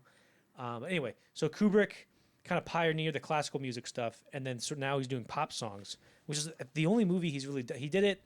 The only time he ever did it was in Eyes Wide Shut. It's like, baby did a bad thing, but no, like that song. It's wasn't that just in the? It was in the trailer, and I was like, oh, surely that was only in the trailer, right? And then in the movie, it's like after they come back from the party, it's like a 15-second shot or whatever. I don't know how long it is of him pushing in on Nicole and Tom in the mirror, and Tom's like, he's like rubbing her and stuff, and it's like, baby, we did a bad thing. No. I'm like, this is weird for Kubrick. Like, it feels like, it's crazy that was him. Because we debunked all the stuff in Eyes Wide Shut about how like they changed it. If you have an you're probably sick of me hearing this. If you have an interpretation on Kubrick's movies, you can't debunk that. People go, oh, the Wendy theory debunked. It's like, you can say why it's not a good theory or interpretation, but you can't debunk it. Because like if somebody watches Full Metal Jacket and it goes, oh, it makes me think about my dad because he was a Vietnam vet. And you're like, well, it's not about your dad, pal. Debunked. It's like, what? Yeah, exactly. You can't really do that. I'm gonna start saying that to people and be like, yeah, oh, it was a really rough week. Well, I had a great week. Debunked. Yeah. Just have you tried to stop being sad? But if your interpretation is sort of based off of a untrue historical fact, like Kubrick actually faked the moon landing, and then his confession about the moon landing was in The Shining, and The Shining was his confession. It's like in terms of that theory, there are the only interesting thing about that actually holds water, where I'm like, you got me on that one, is the fact that Danny has the Apollo 11 shirt, right? And then the ball rolls up, and the pattern on the carpet in that scene in The Shining looks like the launch pad, like a rocket launch pad. And then after the ball rolls up, he stands up, and it looks like the rocket's taking off. That's the only thing. Like people say, oh, the moon room. The only words you can get from the room room number is moon room. It's like some other guy pointed out, like, you can also get moron. Yeah. I'm not calling you a moron if you believe it, but like there's things like that. But or like Eyes Wide Shut, where it's like, oh, that movie's actually about this because after Kubrick died, they cut out 20 minutes, and it was all the stuff about like the child pedophilia and stuff like that, or whatever. It's like you can have a interpretation about there's some pedophilia in that movie because there is, but that fact is untrue. Like we went through, there's a book that details everything they did. It was pretty well documented what they did to that movie after Kubrick died. They cut out, they edited the cut very little or none. There was nothing, the picture was locked. They can only do stuff around it where it's like, we have to, the only thing they put in was a establishing shot of a building that Lisa Leone got. And I'm pretty sure that was it, right? And that was even like... and Kubrick told, the night before the night he died, he told her to go get that shot. Yeah. I know I went off on a tangent about that, but when, how did I get into that? I wish I knew. Anyway, but yeah, so if you have an in interpretation about these movies, you can, as long as it exists in the context of the movie and not off of a, unfounded historical claim about Kubrick's life. Whereas, he was murdered by the Illuminati or something. So that's the only thing you can debunk. I don't know. I forget why we were talking about. Let me see. You're talking about We're talking about pop songs. Why Kubrick would put that in Eyes Wide Shut. I think we were talking about like Needle Drops. Needle Drops, 2001. Anyway, whatever. But so yeah, so what he did. Oh my God, I can't believe we just went on like a 5-minute tangent. I have no idea. We just totally reset our brains. Yeah. Anyway, so the pop songs. So what he did is he just looked at the lists of the top 100 Billboard songs from 1962 to 1968, and then when the boots are made for walking, that's good. Murder's a word, that's good. But I don't think they were arbitrary. Like they weren't. A lot of songs today they'll kind of just put in because it's funny. Like I remember Finding Dory did it where it's like something happens, like everybody's like falling out of a truck, and then their slow motion happens, and it goes. Yeah. That song plays, What a Wonderful World or whatever. It's like you've seen that a million times where it's like there's no thematic thing behind movies using that song now. It's just a funny thing that they put in the movie that has happened before. But Kubrick, like Bird is the Word is in this movie. And we'll talk about it later, but I remember being like, what the fuck? Why is that in this movie? I thought that was Family Guy. Like the first time I watched it, it really put me off. Yeah. What? But then now I'm like, oh, that's why. Or how I have an interpretation of why he used that song. What else? All right, remember when we were talking about the filming, I said that was all the production stories I was done with. This is the time. This is called production stories. In this part of the show, this is a segment where we talk about more production stories. Okay. So, there's a deleted scene with Joker and the prostitute in the beginning. The one that goes, "Hey, baby," that one, the first one we see. That he has sex with her after that, right? But in the movie he doesn't. But there's a deleted scene where they filmed it, and so Kubrick goes, "Hey, should there be a sex scene in this movie?" And Matthew Moon's like, "I don't know." And then he's like, "Yeah, let's have a sex scene." He goes, "Okay," and he talks about how he goes, "Okay, the girl, whose name is, I don't know if it's pronounced the same way as the movie, but her name is Papillon Sue." Papillon spelled Papillon. Okay. And there's a movie called Papillon as well. They remade it with Charlie Hunnam and Rami Malek, and apparently it wasn't good. So she played the hooker, the prostitute, in that scene. And Matthew Modine goes, "So Stanley, what's the scene?" He goes, "Well, you guys are going to be in bed, and you're going to be laying on your belly, and then she's going to be sitting on your butt naked. And you're just going to have a scene where she's like, you want to do another boom boom or me so horny," that thing. Yeah. And then we'll just film that. It's like one shot. And he goes, okay. And then he goes, but then I remember she came to set, and like she's very nice, she's great, but she had this sketchy boyfriend who was also her manager, and he looked really seedy and gross. And there was also like a virus going around at the time. And I was like, I don't, what if he gave her like a, that guy's weird. Like, what if he gave her something and then her sitting on me? Yeah.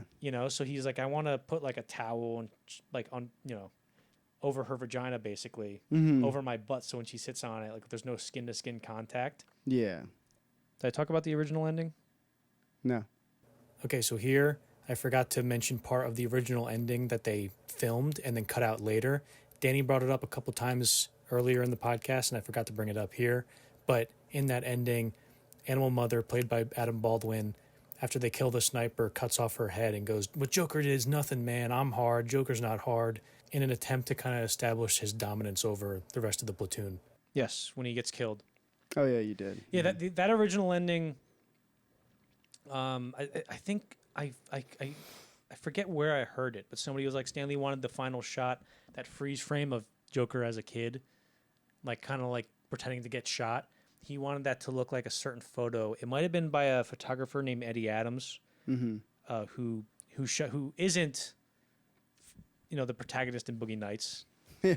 He was a photographer in the Vietnam War, and there's a scene of a Vietnamese general shooting like a Vietnamese prisoner, I don't know who was on which side of the conflict. Yeah. But he shoots the guy in the head, and he's like kind of like stuck in like a, getting shot. But there's also another one. He's like in the middle of being like his face is. Yeah. You probably know that one if you just look up Vietnam War photos to the first one. But there's also another one where I'm like, because I was trying to figure out like what photo could it have been. It could have been that one. But there's also another photo of like these these American soldiers in the jungle. And like the captain or whoever's, the sergeant, platoon leader, whatever, is like raising up his hands to the helicopter. And so he's like this. And that looked like a pose that maybe Joker as a kid would have done if he got shot. Yeah. That I think they might have used in Platoon. With when Willem Dafoe gets killed. That's a very iconic shot.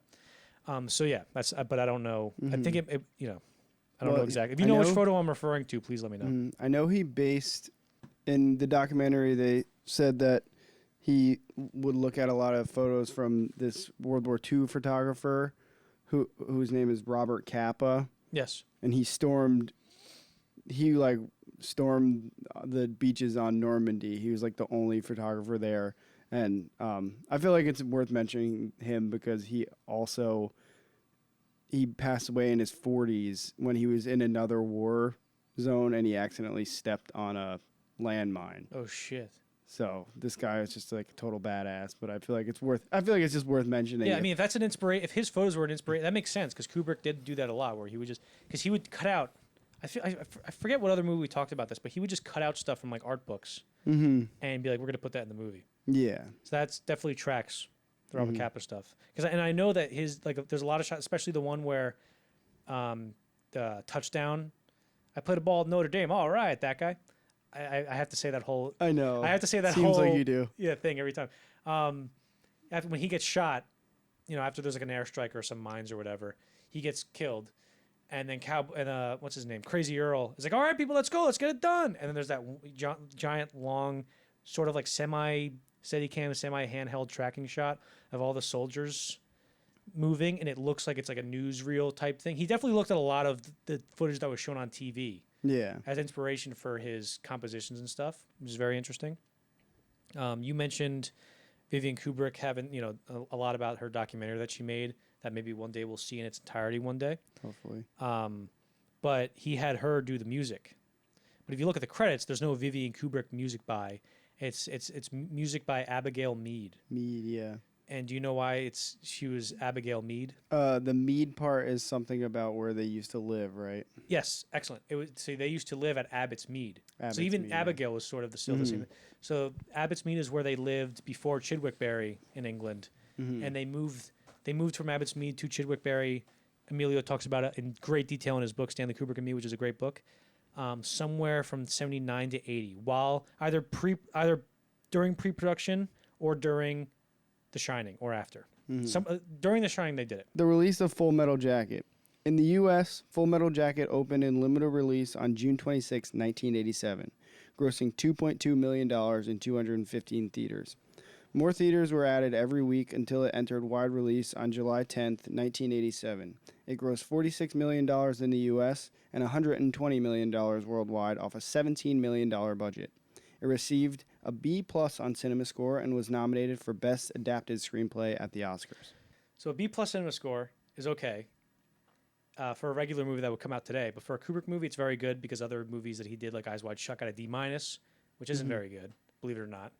I always thought it was very good because D- meant that I got to go up the next grade. Yeah, that's why they sent you through, not because they were tired of you. Yeah. So I also, for those of you wondering, I passed high school math my senior year with a 70.5, and the grade that you needed to get was a 70. Anyway, so definitely didn't get the 70.5. yeah, the teacher definitely did that. So, but also, the thing about this is that Platoon, the big thing about it is that Platoon came out first, and Stanley was always like, God damn it, fuck. Because I guess there was, the audience wanted a big Vietnam movie, or there was room for it in the movies. There was other movies, like Apocalypse Now and stuff, and other movies. But for, I guess, as a definitive Vietnam War movie, let's say, made by like a big budget, big deal movie, the two of them, around this time were Full Metal Jacket and Platoon. Platoon comes out first. It was released December in limited of it was December 25th, let's say, 1986, and then it had its wide release in 1987. That's a very typical way that Oscar type movies are released when they December's too crowded. The Revenant did the same thing, and then it makes a bunch of money. So we mentioned Full Metal Jacket had a $17 million budget, made 120 worldwide. The Platoon had like a $6 million budget, $70 million budget, and it made $138 million domestically. Yeah. And I couldn't find its worldwide numbers because, if you've listened to us before, that it's very hard to get like solid international box office numbers for movies like pre-1995, let's say. Yeah. So, but if you adjust that for inflation, Full Metal Jacket, the $17 million budget becomes $47 million, and then its worldwide gross becomes $333. So it's like a $50 million movie making $350 today, right? Which would be very good. Yeah. But Platoon, if you adjust those numbers, it would be like a $17 million movie making $383 million domestically. I don't know how much you would adjust for international. I don't know if the international grosses were double domestic like a lot of movies are now. But let's say you give it another $150 million worldwide. Yeah. So it's like $500 million worldwide, let's say. Back then, off a $17 million budget, which is crazy. So, and also, I didn't even know this. Platoon won Best Picture. Wow. It won Best Picture, Best Director, Best Screenplay, I'm pretty sure. And it won like 4 Oscars, right? And then Kubrick's movie comes out. It makes a respectable amount of money, doesn't make that much, and then only gets nominated for 1 Oscar. I don't know if Kubrick cared about Oscars that much, but I'm sure he definitely thought of like, if my movie came out first, would it have won Best Picture? Because I'm sure people voting were probably like, yeah, we can't nominate 2 Vietnam movies in a row. Like I didn't. That's it. I mean, I think Full Metal Jacket has probably had better staying power. That's what I was gonna say. The legacy of it has lasted longer, I feel like. Yeah, and I think from an audience perspective, I think it was probably for the best that Platoon came out first, maybe. Because I watched Platoon in preparation for this because I was curious. I'd never seen it, and it's great. It's really good, but it's basically the opposite of what Full Metal Jacket is, where Platoon is a very traditional take a traditional Hollywood take on something like this, where it sort of tells you how to feel, and it's a more traditional narrative.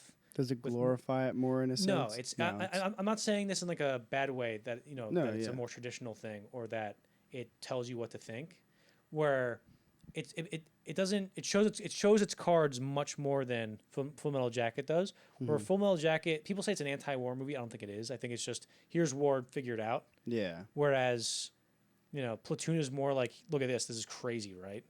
It's very good. They're basically just the two opposites, the two opposite ends of the spectrum in terms of movies you can make about Vietnam, right? So I don't know if obviously I think if Full Metal Jacket came out first, it would have made more money and maybe a couple more Oscars. But I think for the audience to see Full Metal Jacket and be like, huh, whoa, what, and then seeing Platoon, I think it would have been better for them to familiarize themselves with like the traditional structure and rules of like a Vietnam Hollywood movie, and then see Full Metal Jacket and go, oh shit, like this is how it's breaking all that stuff down and not adhering to any of that at all. You know what I mean? I'm not belittling Platoon, by the way. It's a good movie. Yeah. Yeah, I haven't Does that make sense? Yeah, I get it. Okay. Kind of ease them into it. Yeah. Ease them into Full Metal Jacket is what you're saying. Yeah, it's a great way of putting it. I definitely said that. But also, there's other movies that came out at the time, like Gardens of Stone, which is a Francis Ford Coppola movie, which I've seen. That's not great, but it made me cry at the end because it's not a good movie, but it made me cry sort of a little bit because at the end they do the thing of like a soldier dies and they play the bagpipes and shit or whatever, and like they shoot the guns like like that kind of thing, which is like you can't not cry when you see something like that. I love the idea of you being like, this is fucking terrible. Fucking movie sucks. It fucking sucks. Yeah, exactly. It's not even that fucking good, dude. Yeah, but I watched it a long time ago. Maybe it's good. There's another, but there was also Hamburger Hill, which is another Vietnam movie. There was, I don't know, Good Morning Vietnam came out, and that's just it's radio. It's like a radio movie. I don't know how much overlap it had with like the journalistic themes that Full Metal Jacket did, because radio obviously has journalistic ties and stuff. I'll talk about that a little bit more later. But I've never seen Good Morning Vietnam, so I don't know for sure. Recently, I think it was maybe like 2014, Amazon, there was the controversy with Amazon because they, on the Full Metal Jacket homepage to watch it, they have the banner, which is like either the poster or like the shot from the movie or whatever. So they took the helmet, like this helmet, the Born to Kill with the peace button, the poster that's behind me if you're watching on YouTube, and they photoshopped out Born to Kill. Because I guess somebody was like, "Ooh, kill, ooh," and people were like, "What the fuck? That's like the whole point of it." So even Matthew Modine tweeted and was like, "This is terrible. Yeah, what are you doing? Knock that shit off." Yeah, and then Jeff Bezos was like, "Oh shit." Yeah, I'm sure Jeff Bezos was directly involved. Yeah, so that's I guess that's like the most recent news about the movie, other than like anniversary screenings and the fact that Trump mentioned it. But also like in terms of, like we mentioned before, it has more staying power, Full Metal Jacket, than Platoon, I think. And I mean, like in terms of the general audience, because I feel like if you look like guys our age, if you go, "Hey, have you seen Platoon?" They go, "Oh no, dude," but I've heard it's like if they've even heard of it. But for me, most of the guys we know and hang out with have seen Full Metal Jacket. It's like sort of just a thing you do when you grow up, is you see Full Metal Jacket. Like nobody told us to see it, but we had already seen it. Ends up being there. So I think it has more staying power, and I think it'll probably just make more money forever than Platoon. That's kind of the Kubrick effect. Like the line for Kubrick movies is kind of it just stays at 50% interest. Yeah, forever. Everybody, exactly. Like releases to immediate, just like lackluster or not lackluster. It's 3 hours in. Okay, yeah. 4 hours. Maybe. Let's say Red One comes out, the Rock movie that just came out. You could see the that movie. If you can measure people's consciousnesses thinking about that movie, it'll go like this. It'll spike and then drop down and never go up again, unless like some crime happens and the guy's name is Red One and everybody will make memes about it. You see a little bump in 2050, but like Dogecoin. Yeah, right. So I made $70 off Dogecoin today. Dude. So. What do you call it? But with Kubrick's movies, let's say The Shining gets released, it comes out and it spikes up, and then it kind of just fucking stays there, and just stays and stays and stays and stays. Yeah, exactly. Anyway, do you want to talk about our overall thoughts on the movie? I guess so. Yeah. This is a new segment on the show where we rate the movie. Rate them. We are. Yes. Do you want to hear what our official every episode from now on? Do you want to hear what our official rating scale is? What is it? Okay. On a scale of Gladiator 2, what do you give this movie? I haven't seen Gladiator 2. No, Danny. I'm saying on a scale of Gladiator 2, what do you give it? No, my God. Do you give it a thumbs up or a thumbs down? This is so ridiculous. You had this stored away. I had it stored away just for the purpose of surprising you. I went to go see Gladiator 2 and they gave us these foam thumbs up, and I think they were expecting everybody to, like, if somebody was about to get killed in the Coliseum, people would go, kill him, but nobody did it. Well, dude, I'd be pissed if the middle of the movie and people were like, I'd be like, Yeah. you know how mad I get in movies when people are being disruptive? Yeah. I'd be like, put that fucking hand down. Some guy's raising it right in front of the screen. So wait, so you give this a Gladiator 2 Yes. out of 10? No, wait, that's so misleading. I give it a Gladiator 10, I guess. I gave it a Gladiator 2. Okay. Okay. That's so ridiculous. If you're listening, get ready to see this every single episode. Oh my God. Everything. I don't even care if it wasn't funny the first time. Yeah. We have to make sure it's not funny the 50th time. That's hilarious. They gave But those I don't away. have to hide these anymore. So. Yeah, you're like trying to stuff them back in the thing. All right. So, what was your first time seeing this movie like? I saw it in high school, and it's one of those things where I'm new to the movie. These kind of like Yeah. Kubrick movies where it's more like use your brain to understand it. And I remember when Private Pile kills himself in the bathroom. I remember just being blown away, not understanding, and then a new movie basically starts. And I remember even being like, "What the fuck is it?" You know, like almost being angry at it, because that kind of thing doesn't happen in most movies where you get to know a character and then they just execute himself. And then they never talk about it. And then they never like bring it up again. And I guess like the first time I watched it, it's one of those things where with a Kubrick movie, you want to go like I hadn't gone back to see it until recently because we're doing this. But I remember the first time not really understanding it. Like I'm not gonna sit here and be like, "Oh, I fucking got it." Yep, it's all part of Kubrick's plan, dude. Yeah, no, I know. I know why they're doing the Mickey Mouse thing at the end for sure. I still don't know why. Like I'm not gonna act like I know why they do that. Like that's just like a. I think people should be more open about not getting movies. Yeah, sometimes you want to be like, "Oh, it's amazing," and they're like, "Oh yeah, what's it about?" It's like I don't necessarily still understand like why they do the Mickey Mouse There's still thing. stuff in this I don't understand.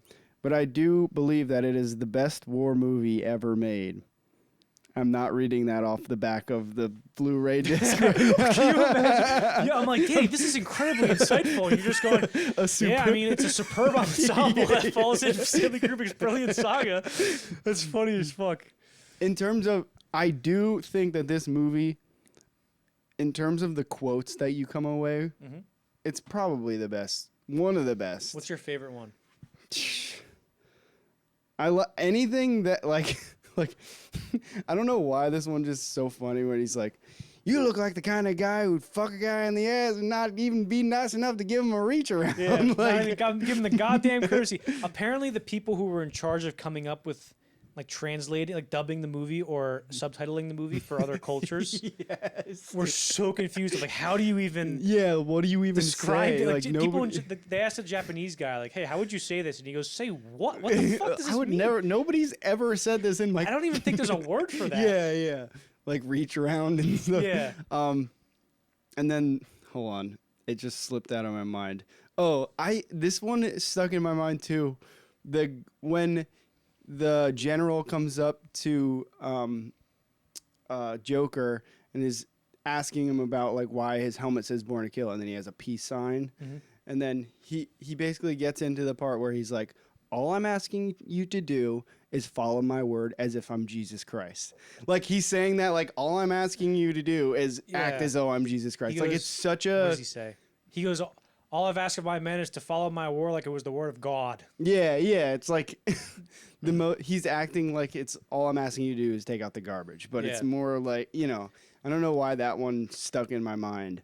Jay Cox, the guy we talked about in Martin Scorsese, the Martin Scorsese episodes, he also was in the commentary track for this movie that I listened to, and he has a lot of great, ways of putting this movie, where he goes, this is probably the one scene in the movie that kind of Kubrick reverts back to his Dr. Strangelove, Terry Southern days, where that scene in particular with that general, like, what's that supposed to be? Some kind of sick joke? Yeah. That thing, like that whole scene reads as like a satirical kind of, Dr.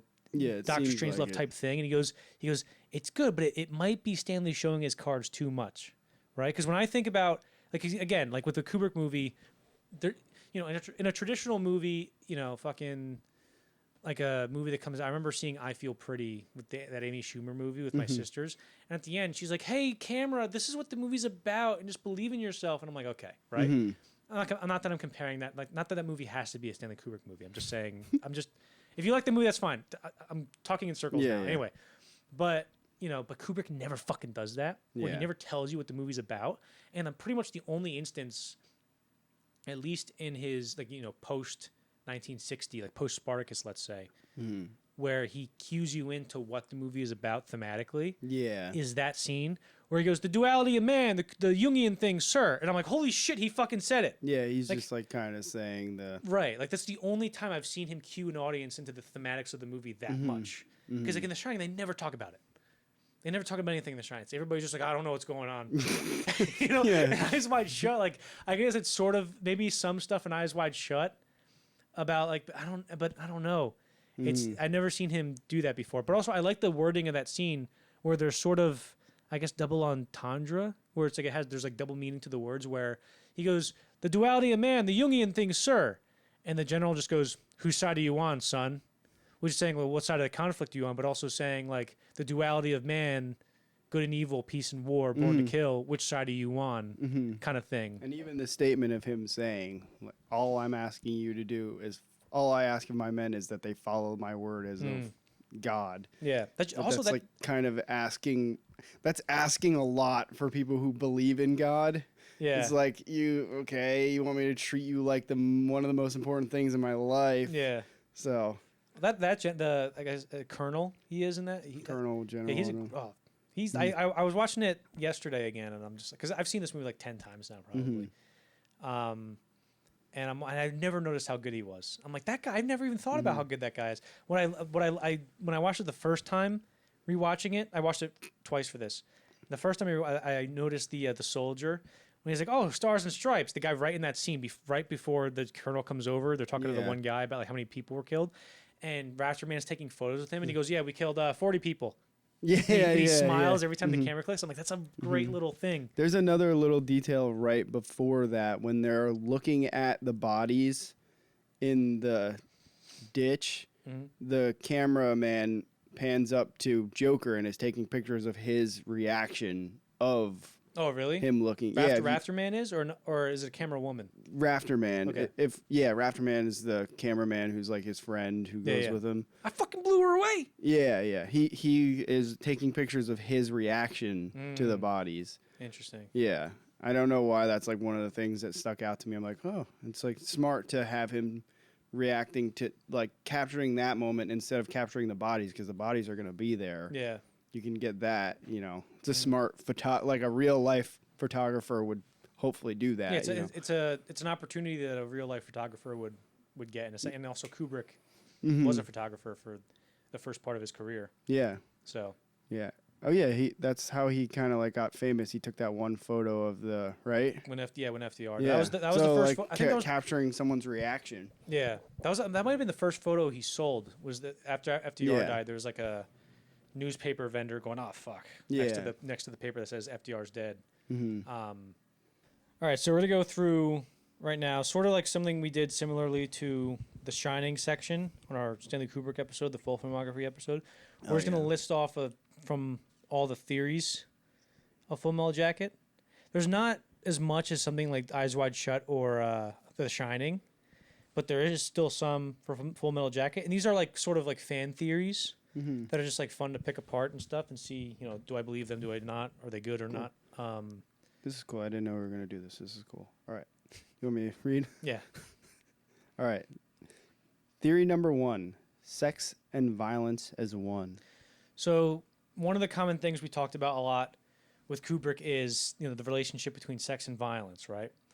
And one of the things that his movies suggest is, you know, sex is like the ultimate form of love, let's say, and violence is the ultimate form of hate, right? But what Kubrick's movies kind of show is, you know, in his universe, they don't exist on the opposite ends of a spectrum, but rather, you know, two polar ends of, like, let's say a circle, where like if you go so much, you know, if you go so far into one, you're going to end up back at the other, where they, you know, sex and violence sort of become the same thing with him. And in Lolita, we talk about it where it's sort of like a softer, you know, presence of it in Lolita, where, you know, the sex is him being obsessed with Lolita, but the violence might be he's basically raping like a little girl, right? But also in Doctor Strangelove, the overlap of sex and violence is much more pronounced, where it immediately opens with a bunch of phallic symbols and imagery, where it shows the planes being refueled in a very suggestive way and comedic way. That is on purpose. Like, that's the point of that scene. And throughout the whole movie, there's these things like, you know, what's his name? General Turgidson with George C. Scott. She goes, "Oh, Buck, you have to go into the office." And he's like, "No, I'll be back before you can say blast off." Basically saying like blast off of like a nuke, let's say, is the same as like sex and like, you know, an orgasm or something. Yeah. And later in that movie, Jack D. Ripper, played by Sterling Hayden, talks about how he came up with this whole conspiracy, you know, about the Russians poisoning our water and stuff with fluoride and taking away his essence that ultimately leads to the end of the world. He came up with it during sex. He goes, "I came up with it, Mandrake, and the physical act of love." And then, of course, there's some stuff I'm missing because I haven't talked about it in like a year. But later in the movie, you know, the world ends, right? And the first thing these guys think about is, well, you know, I guess we'll have to go into the mines. And they go, well, let's say, you know, for breeding purposes, in order to keep the population, we might have to say, you know, 10 fertile young women to one man. And they're like, oh, that's not a bad idea. Like, the first thing they're thinking about is sex, dude. Like, everybody's dying. So, you know, that's how it exists in Strangelove. I'm getting to Full Metal Jacket. I'm sorry. And it's kind of not there in 2001. And you can, I guess there's maybe somebody has an argument for it. I haven't thought about it in regards to 2001 that much. In Clockwork Orange, it's very literal, like rape. Yeah. Which is like the ultimate manifestation of that idea, which is like sex and violence. You know, I don't really need to explain that further, even though there's more of that in the movie, which I can, you know, I can cite. Barry Lyndon, there's not much that I can think of right now. Maybe if there is, let me know. The Shining, there is, if you believe the Danny theory, where, you know, if you believe the theory that Jack is sexually abusing Danny, which I'm not going to sit here and go, you have to believe this, but I do think it's very, very interesting, even if it was intentional or not. And whether it was intentional does not matter in terms of film interpretation. But in Full Metal Jacket, I think it's very, very pronounced, this kind of idea, because if you look at, the movie starts, right? And one of the first cues we get into sex and violence sort of being the same thing in the context of this movie is Hartman goes, "Tonight, ladies, you will sleep with your rifles. You will give your rifles a girl's name." And then later they're going, "This is my rifle. This is my gun. This is for fighting. This is for fun." They're basically calling the penis a gun, right? Yeah. And also guns have always been, you can always associate guns as like a phallic symbol, especially in the context of this movie. And throughout the whole movie, there's, you know, suggestions to that. And then later, when we get to Vietnam, they're constantly describing sex as boom boom, which is like the sound you'd make. Yeah. You know, when a gun's firing and stuff. And also when he meets the Joker's platoon, Cowboy's platoon, they're called the Lust Hog Squad. And he says something along the lines of, you know, we're heartbreakers and life takers. We shoot them full of holes and fill them with lead, which is very suggestive in terms of, like, you know, that what we've been talking about. And then there's some other instances of it, but near at the end, and this is I think like my first exposure to this idea was that guy Rob Ager or Ager, whatever his name is. This idea, but apparently that idea was started by somebody else before him. I'm not sure. I forget who. I heard it and I couldn't find who it was. So if you know who I'm referring to, let me know. But basically, the idea that the final act of the movie, like the sniper scene, is sort of like a sex metaphor, and maybe a rape metaphor, but definitely as like a sex metaphor, where in that scene, I'll start with the first prostitute. There's 3 women in this movie, right? And the first 2 are prostitutes. And then the final one is the sniper, right? Mm-hmm. And at the end, they shoot her. Rafterman comes in and shoots her. And then they all come in, and she's on the ground. And this is true. And this is what the guy says in his thing, where he goes, if you close your eyes, the way she's breathing, yeah, she's dying, obviously. But if you listen to it in another context, it sounds like a very sexually suggestive breath pattern, right? And she's going, shoot me, and we know that firing a gun and having sex are the same thing because they've been so closely associated with each other throughout the whole movie, with boom boom and this is my rifle, this is my gun, you'll give your rifle a girl's name. Leonard is talking to his gun like it's a girl. There's so much imagery and double entendres or symbolisms like that. And she goes, shoot me. And then Joker, at the end, he goes, we can't just leave her like this. And then Animal Mother goes, fuck her. Let her rot. And then, of course, Joker takes out his gun, which we know is a phallic symbol, and he shoots her. And also what's interesting about that is you see when he shoots her, when he turns, his peace button gets obscured by his collar, and all you see on his helmet is kill. Oh. Which is also interesting. And then we see him get that 1,000-yard stare. And you can use that, you can say that scene as a metaphor for him partaking in having sex with, say, the prostitute, which is the last thing we see before that scene is Animal Mother taking the prostitute into the movie theater. And also, we talked about the deleted scene with Joker, where he has sex with the prostitute. And if Kubrick was aware of this whole sex and violence thing going on in the movie, which I think he had to have been, is he may have taken out that scene because he goes, wait a minute, this spoils that metaphor if we're trying to say this is him having sex for the first time or something like that. Or he's taking part in like the rape of Vietnam, let's say. So he goes, all right, so let's delete that because now the end will be his first time or whatever. Am I doing a good job of explaining it? No, that makes sense. I feel like I'm missing some stuff. But also I do think there is something weird going on with the women in the movie. Like having 3 women, especially at the act breaks of the movie, I think is important. And also Kubrick, when we see the second one, the motorcycle prostitute, there's not a lot of super close close-ups in this movie, right? Especially with Kubrick, because he's always looking at the composition of rooms or areas, right? He very rarely goes to a close-up. But in this movie, one of the tightest close-ups is on the motorcycle prostitute. When she pulls up on the back of the motorcycle, the camera is like way zoomed in and the motorcycle parks, and he's very zoomed in on her. And I'm like, why is he doing that? Like, what is he signaling here? Like, I don't know. I can't tell you exactly what the geometry of this idea that he's trying to get through is, but I know that there's something there because why would he go to a close-up there? You know what I mean? So I think that theory is very. I'm not going to die on a hill or whatever, but I think even though the metaphor doesn't totally maybe work up in some areas, there's too much stuff that's too obvious for you to go, just don't worry about it. Yeah. I think if you watch this movie and look at it at this context, you'll find a lot more stuff where there's so many sexual innuendos and instances of conflating guns and penises and shit. Number 2, Animal Mother is Pyle. So this is something I've seen a lot on the internet. Like I've seen multiple people talk about this, where, in watching the movie again with this in my brain, I'm like, okay, that is interesting. Where people say like, oh, he's literally the same person, and like that whole bathroom sequence was just like a dream or whatever. And like I don't know about that, but I do think that Animal Mother is sort of supposed to be what Pyle would have became. Yeah. Because and also they do have the same vibe almost. Like they feel like they could be the same person. The way like Pyle is kind of like he's kind of like a slack jaw, kind of open mouth guy. Adam Baldwin does sort of play him like that in the first scene. Where like we talked about how that talk the talk scene is weird, where he's like, you talk the talk.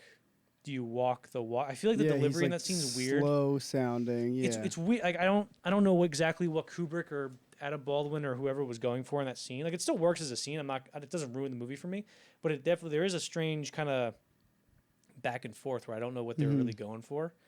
But I do think that theory holds weight. Not that they're this exact same person, but that let's say like symbolically or thematically or spiritually. I definitely think they're supposed to mirror each other a little bit for sure. It's like one is the failed lab experiment. Like Pyle is like he almost got there, but he just had a few too many things wrong with him where it just went horribly wrong. And Animal Mother would be the killer who was like the amalgamation of that experiment, like completely indoctrinating someone into being a full-blown killer Marine. Yeah. Where they reach that potential where they are just like the only thing they're good at is killing and being a Marine, basically. And even like in terms of the narrative parallels or narrative echoes between Animal Mother and Pyle, like the first it's really 40 minutes in, but it's like the first half of the movie, let's say people say, even though there's 3 acts. But let's say, like, for the sake of right now, let's just say there's 2 sections, Vietnam and boot camp. And the boot camp sequence ends with, it's a confrontation between Pyle and Joker. And then, with the fate of like a third character, let's say, right? Mm-hmm. And the sniper scene ends, the Vietnam stuff ends the same way, where the ultimate confrontation is between Joker and Animal Mother and deciding whether they should kill somebody or not, or whether somebody's going to die. Right. Mm-hmm. And so I think that's interesting. So I don't know. That's probably the most I can think about it without like, going and writing something down and trying to figure it out more. But yeah, I think it's pretty interesting. Mm-hmm. Number 3, the second half is a dream in Hartman's head. This is one I saw. I don't know how popular this one is, but I saw this on like a forum somewhere. And the guy was saying, he goes, what's one of the first things we hear Hartman say, before he gets killed? He goes, "What are you two doing in my head?" Oh, yeah, that's true. The bathroom, but he says, "What are you doing in my head?" And then, the whole Vietnam sequence is like a dream sequence of, what happens in the bathroom. Like, I don't know how, I don't really buy that, but I think that one, like, "What are you doing in my head?" is interesting, but I think that could just be incidental because that's what they call the bathroom. What do you think about that one? That one, I mean, unless there's any other evidence suggesting that, like, if that was the first time he had called that the head, then I guess it would hold more gravity. But he calls it the head like multiple times. Like when he's, again, another great quote where he's like, "That head ought to be clean enough where Mother Mary or whoever would be proud to take a dump." Yeah, which is awesome. I think if let's say, because if somebody believes this, they can. It's like a fun exercise to do. Like if I go into this movie, I might believe it if I go into it thinking it. It would be interesting because like maybe Animal Mother, if he is Pyle in some way, it's like maybe that's how Hartman is trying to get Pyle to be, Yeah.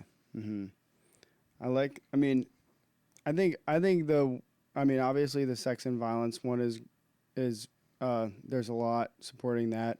The Animal Mother is Pyle. I feel like I don't think he's literally Pyle. I think he's meant to mirror. It's one of like the more softer interpretations. Okay. What's the next one?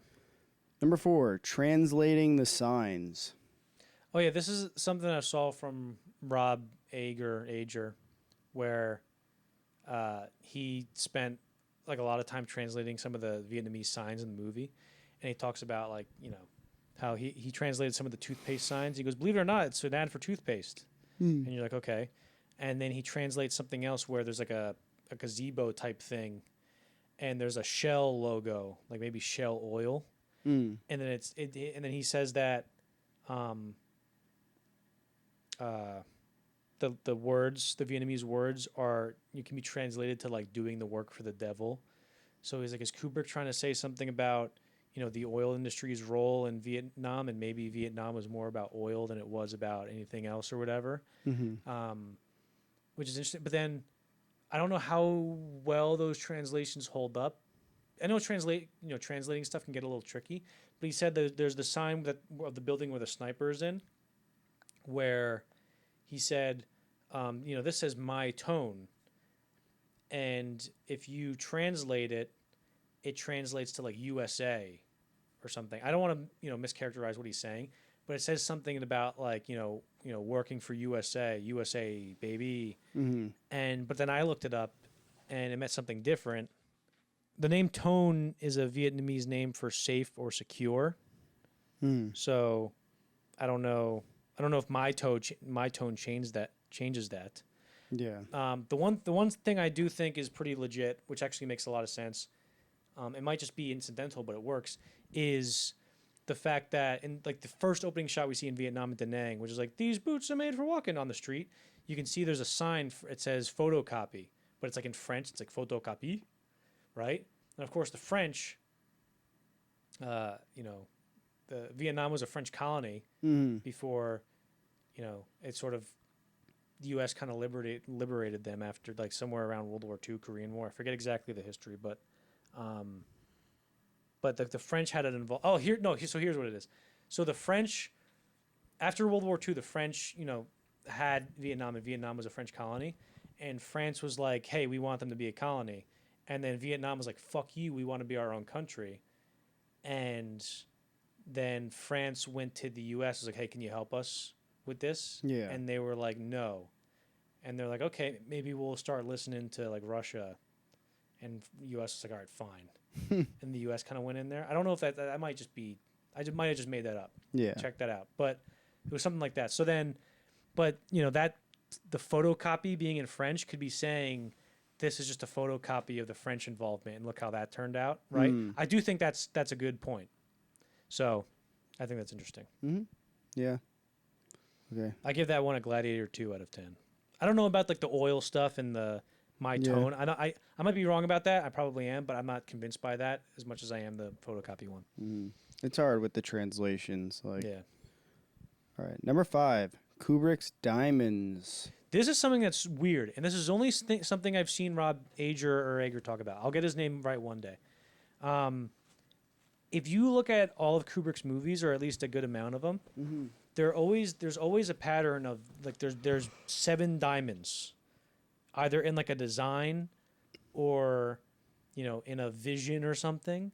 So for example, there's in the Stargate sequence in 2001, there's a scene where he's going through he's like, oh fuck, and then all of a sudden you see like these 7 diamonds like dancing, and it's like, okay, that's weird. And then in this.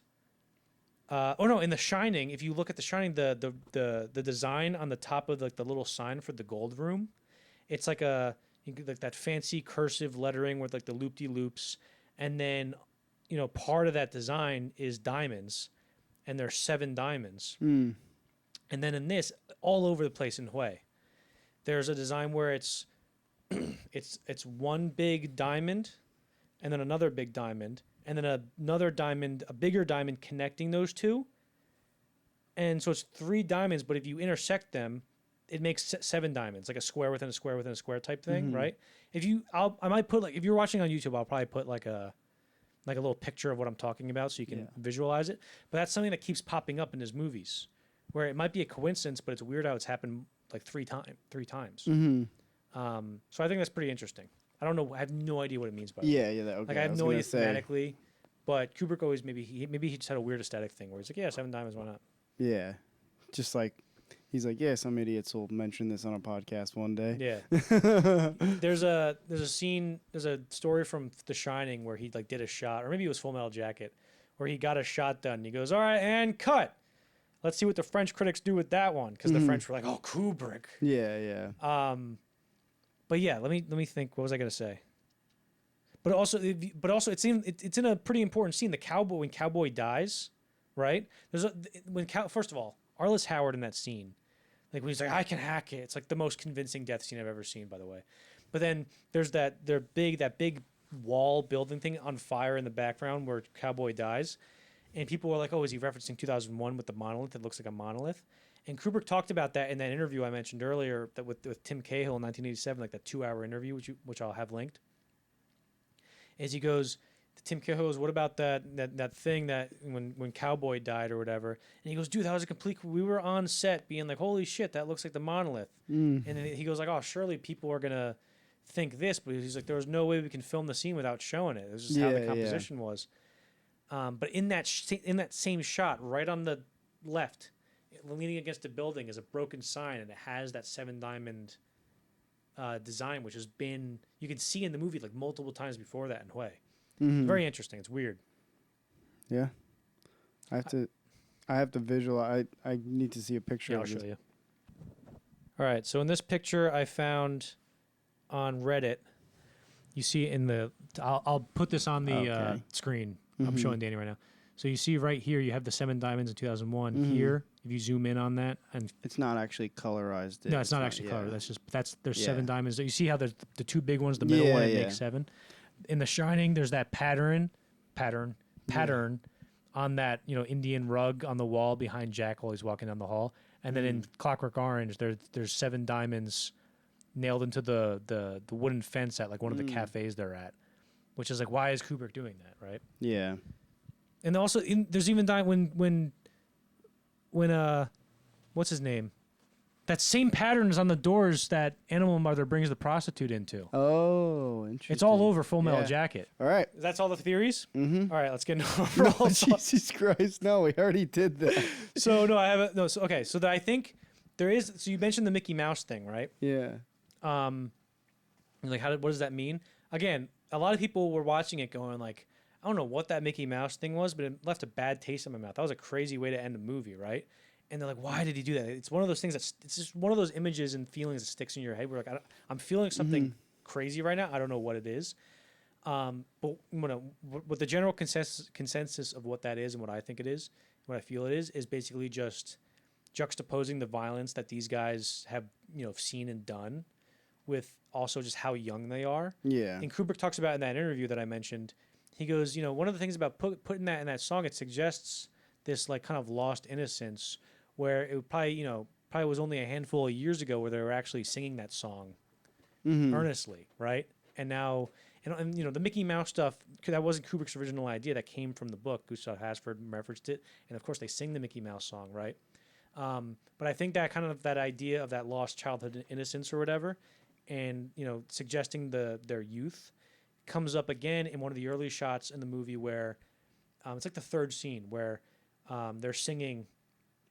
It's after the first time they're singing while they run, and Kubrick cuts to the shot. It's like a silhouette shot of the setting sun, and all the guys are on the obstacle course, and they're kind of climbing up and down and stuff.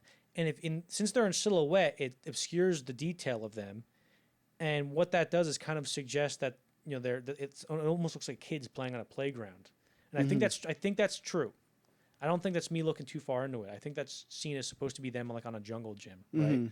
And then when we go back, and I call it the lost theme of the youth and young boys, because the original ending sort of suggested that a little bit more. It's still there. It's not really a lost theme. It's still all the way there. But Kubrick's original ending of cutting back to when he's a kid would have maybe would have been too much of a hammer smack. It would have been him maybe suggesting showing his cards too much. Yeah. Like, Jay Cox said that the Jungian thing, sir, the duality of man, might have done as well. But yeah, and I think the Mickey Mouse song singing that at the end is just showing that they're a lost innocence and just juxtaposing their youth with what they're doing. Because again, when Kubrick sends out the casting call, his original plans for the casting was, I want to cast 18-year-olds. Because all the guys who died in Vietnam were between like 17 and 21, let's say. Yes. So yeah, but then of course he ended up, because he was like, I want to cast unknowns, and he ended up just hiring like professional actors. People speculate that. I saw a lot of stuff while doing research for this that it was just a marketing stunt that he did for like the big casting call. Yeah. That makes sense. But yeah. No, I guess that makes sense in terms of like me. I never really understood the Mickey Mouse thing, But now that you think about it, like even just the way, like when they first run into Animal Mother and his crew, what are they called again? The Lost Hog Squad. The Lost Hog Squad. Lust Hog. Lust Hog Squad. Lust. Yeah, I brought that up before. Oh, I was paying attention. No, you know it's a bad podcast when the co-hosts aren't even paying attention. No, I was. Okay. No, but like they're very.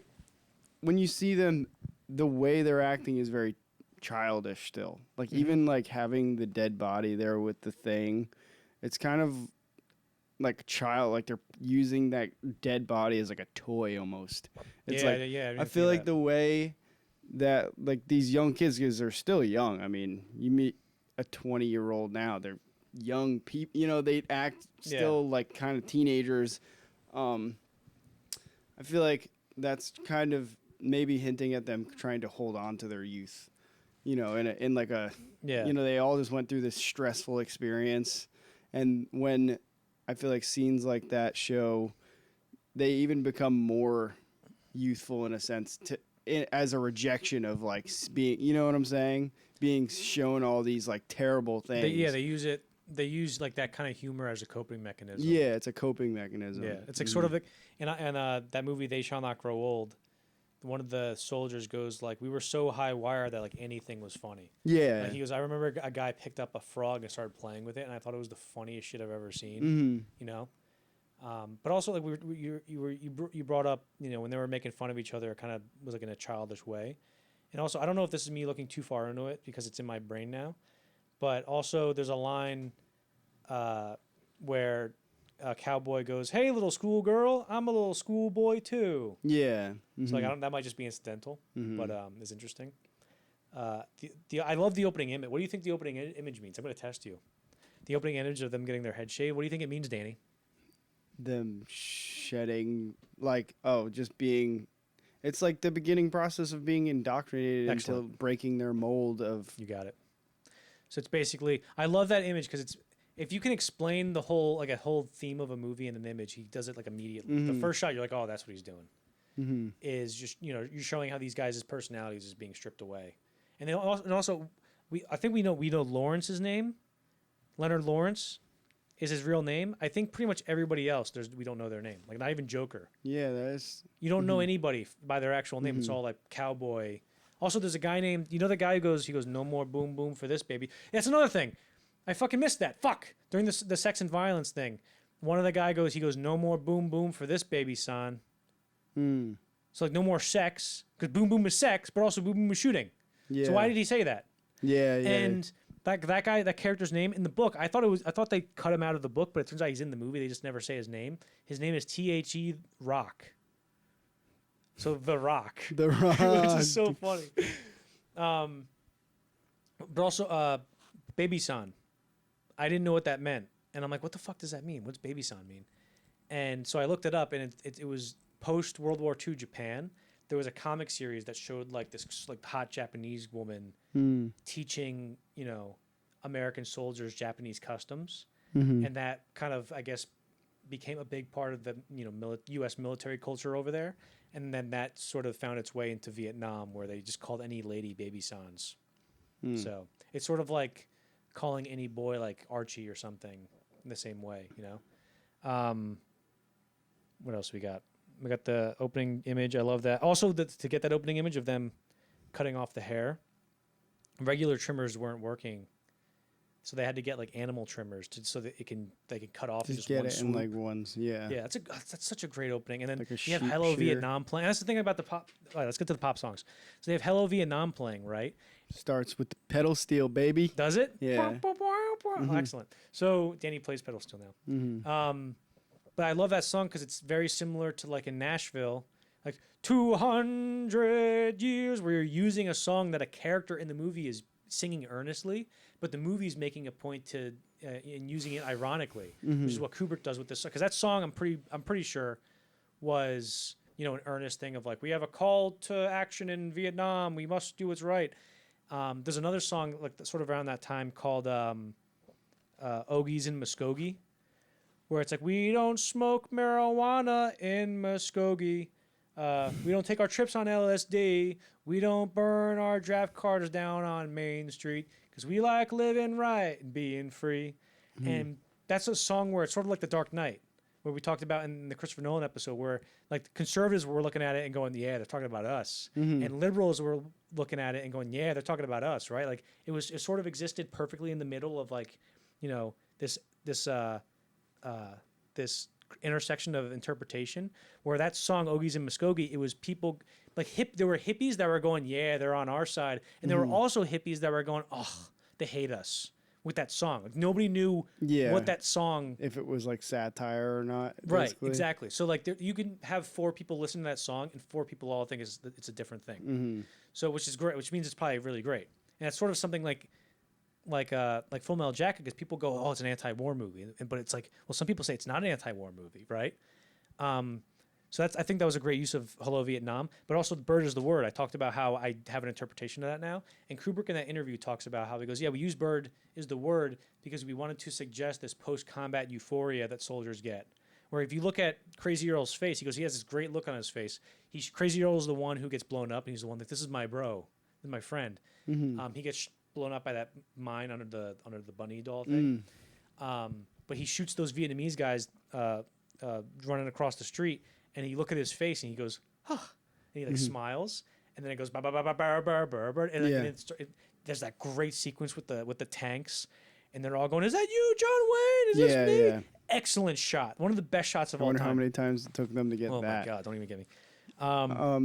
Oh wait, what? Go ahead. But the one thing, so that's like, that's like what the song suggests. But one thing that I always thought in my head that I never heard anybody else talk about with that song, "Bird is the Word," is like, there's this post-combat euphoria, and part of me is like, are they hopped up on like the idea of America, like, sort of like a satirical use of it in the sense that, oh, we think America thinks they're hot shit because bird is the word.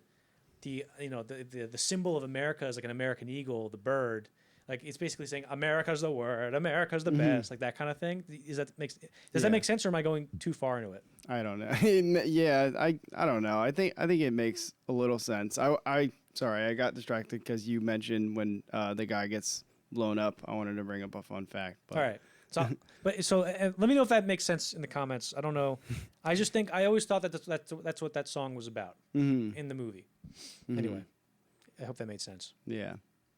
One more fun fact. Yes. What were we gonna say? When that guy gets blown up by the mine, and Cowboy is on the radio.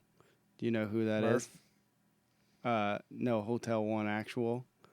Well, yeah, the guy's name is Murph. It was Kubrick. Yeah, that's Kubrick's cameo in the movie. Well, also he's later when he goes, "Where's that fucking tank? I got 2 men down." That's also Kubrick as well. That's great. Yeah, no word on the tank just yet, he says, or something. What else I got here? The way he talks about yeah. I like the whole Born to Kill in Peace thing. I mentioned before, where the peace button gets like obscured by his collar as he shoots the girl, which is and all you see is kill. I didn't see that until like the 11th hour, like last night or the day before yesterday. It was either yesterday or the day before yesterday I watched it. I was like, holy shit, I never noticed that before. I can't believe it. I watched it 10 times and I'm still discovering stuff. You watched it again last night? Either last night or the night before. No, maybe it wasn't, or not last night, but maybe in the afternoon. I don't know. Who cares? But yeah. What else? Talk scene is weird. I think that's everything. This is the point of the podcast where I don't want to stop talking. Oh, I just realized that poster goes like... Yeah. Also, what I love about the poster is the tagline of "In Vietnam, the wind doesn't blow. It sucks." Yeah. Because also you can, that has like multiple meanings where you can say the wind doesn't blow, it sucks, like it sucks the soul out of you. Yeah. But also going, it doesn't blow, it fucking sucks. Yeah. I love that tagline. Oh, you could see a crew member in one of the shots. Oh, what? The shot where he goes, hey, cowboy, 8-ball and Doc J are wasted. You're clear up to here. And then they all run over, and the camera is like tracking with them. There's just a guy sitting right in the middle. Like he's out of focus in the front, like on the bottom, like his head's on the bottom. You can just see him like behind like a piece of rubble. Oh, I should have brought this up earlier, but so you know this the shot, the scene when they're all going, "This is my rifle. There are many like it." If you look at that scene, Kubrick uses like the symmetry of that to show like this rigid, fucking. Because in Paths of Glory, have you seen Paths of Glory? Do you remember? No. There's a scene in Paths of Glory where these three men are about to get executed, right? And what Kubrick does is for the most part, every shot in that scene is sort of perpendicular and symmetrical to show, and it basically, shows the rigidity of this structure and this bureaucracy that's killing these three men unjustly. And it basically shows if they're not getting out of the situation. Like, this is extremely regimented and controlled. They're fucked. Like, fate has locked them in. But what he does is sort of the same technique in Full Metal Jacket, where they're all saying, "This is my rifle. There are many like it, but this one is mine." Kubrick shows Cowboy, in his shot, and it's perfectly symmetrical, and he's in the foreground, and all the guys are getting, are pushed into the background, and it's this, nice symmetrical shot where there's, and with like this perspective, and then he does the same thing with a Joker, where it's like a perfectly symmetrical shot, and it's very regimented, and you get the sense that these guys are in, like, it's all regimented, it's rigid, they're what's the word? They've all been trained, and they're with it. Yeah, they're with it, right? They're what's the word? Indoctrinated. They're disciplined, right? Disciplined is the word. But then he cuts to Pyle singing it, and the shot isn't perfectly symmetrical or perpendicular and doesn't suggest a perspective. It's sort of canted a little bit, where he's not perfectly up and down or horizontal in the frame. He's sort of diagonal. And it's like a very jarring shot that doesn't match with the rest of the shots in the scene. And that's basically showing, like, he's not with the program. Yeah. He's not disciplined like these guys are. And I thought that was just I thought that was a very good example of a Kubrick's deft touch compositionally. Also, one more thing. I don't know if it's like a flaw or anything, but it's something that my brain always catches on in the movie that I don't think was intended by Kubrick, where, like, there's something like we all know the Kubrick stare, which is like his director trademark. It's the turning. I remember my dad saying that to me when I was young. He was like, "It's the turning point of the character," and I was like, "What?" In this, there's sort of like two. Pyle has like two of the stares that are like back to back almost. So it's right after he gets beaten up with the soap, and everybody's saying like, they're like, "Are you proud to be Marines?" They're all outside holding their guns. They go, "Gun ho, kill, kill, kill," and he's just like staring, and he zooms in. Kubrick zooms in all the way on his face, right? Yeah. And I'm like, oh, so I remember like watching it the first few times. He'd be like, "Oh, so that's the Kubrick stare." That's what I was trying to remember in my head. And then the next scene shows up, and he goes, "Hey, who's Lee Harvey Oswald?" He goes, "Where'd they learn how to shoot?" "The Marines, sir." And then he goes, "Yes, that just shows what a dedicated man with trained by the Marines can do." And then it pushes in on Pyle doing a more traditionally Kubrick stare, like where he's sort of like bullheaded in his in his his head's tilted a little bit down. D'Onofrio talks about how Kubrick took him through that, where he goes, he told me he just needed something that looked very inward. And so I started, he goes, "Can you just tilt your head down?" And so I tilted my head down. He goes, "Yeah, that's what we're looking for." And but also it's weird because those two scenes are very similar, and they happen back to back. Like maybe Kubrick filmed them sort of far apart and was like, "Fuck, I did it the same thing twice." I always wondered if that was just a mistake on his part. Well, isn't there also another one right before he shoots himself? Like there's. Yeah, That might be more of like representing the turning point for Joker, though. That's like the stare that represents the turning point. You're talking about when Pyle kills himself, or at the end when he kills the sniper? When Pyle kills himself. Yeah, well, I think with Pyle, like, I think he at that point he already like had the stare. Let's say. Yeah. So he can't get rid of it. Yeah. I guess. Right. Yeah. I think if anything, if there was like a Kubrick stare that was specific to Joker, it's when he kills the girl.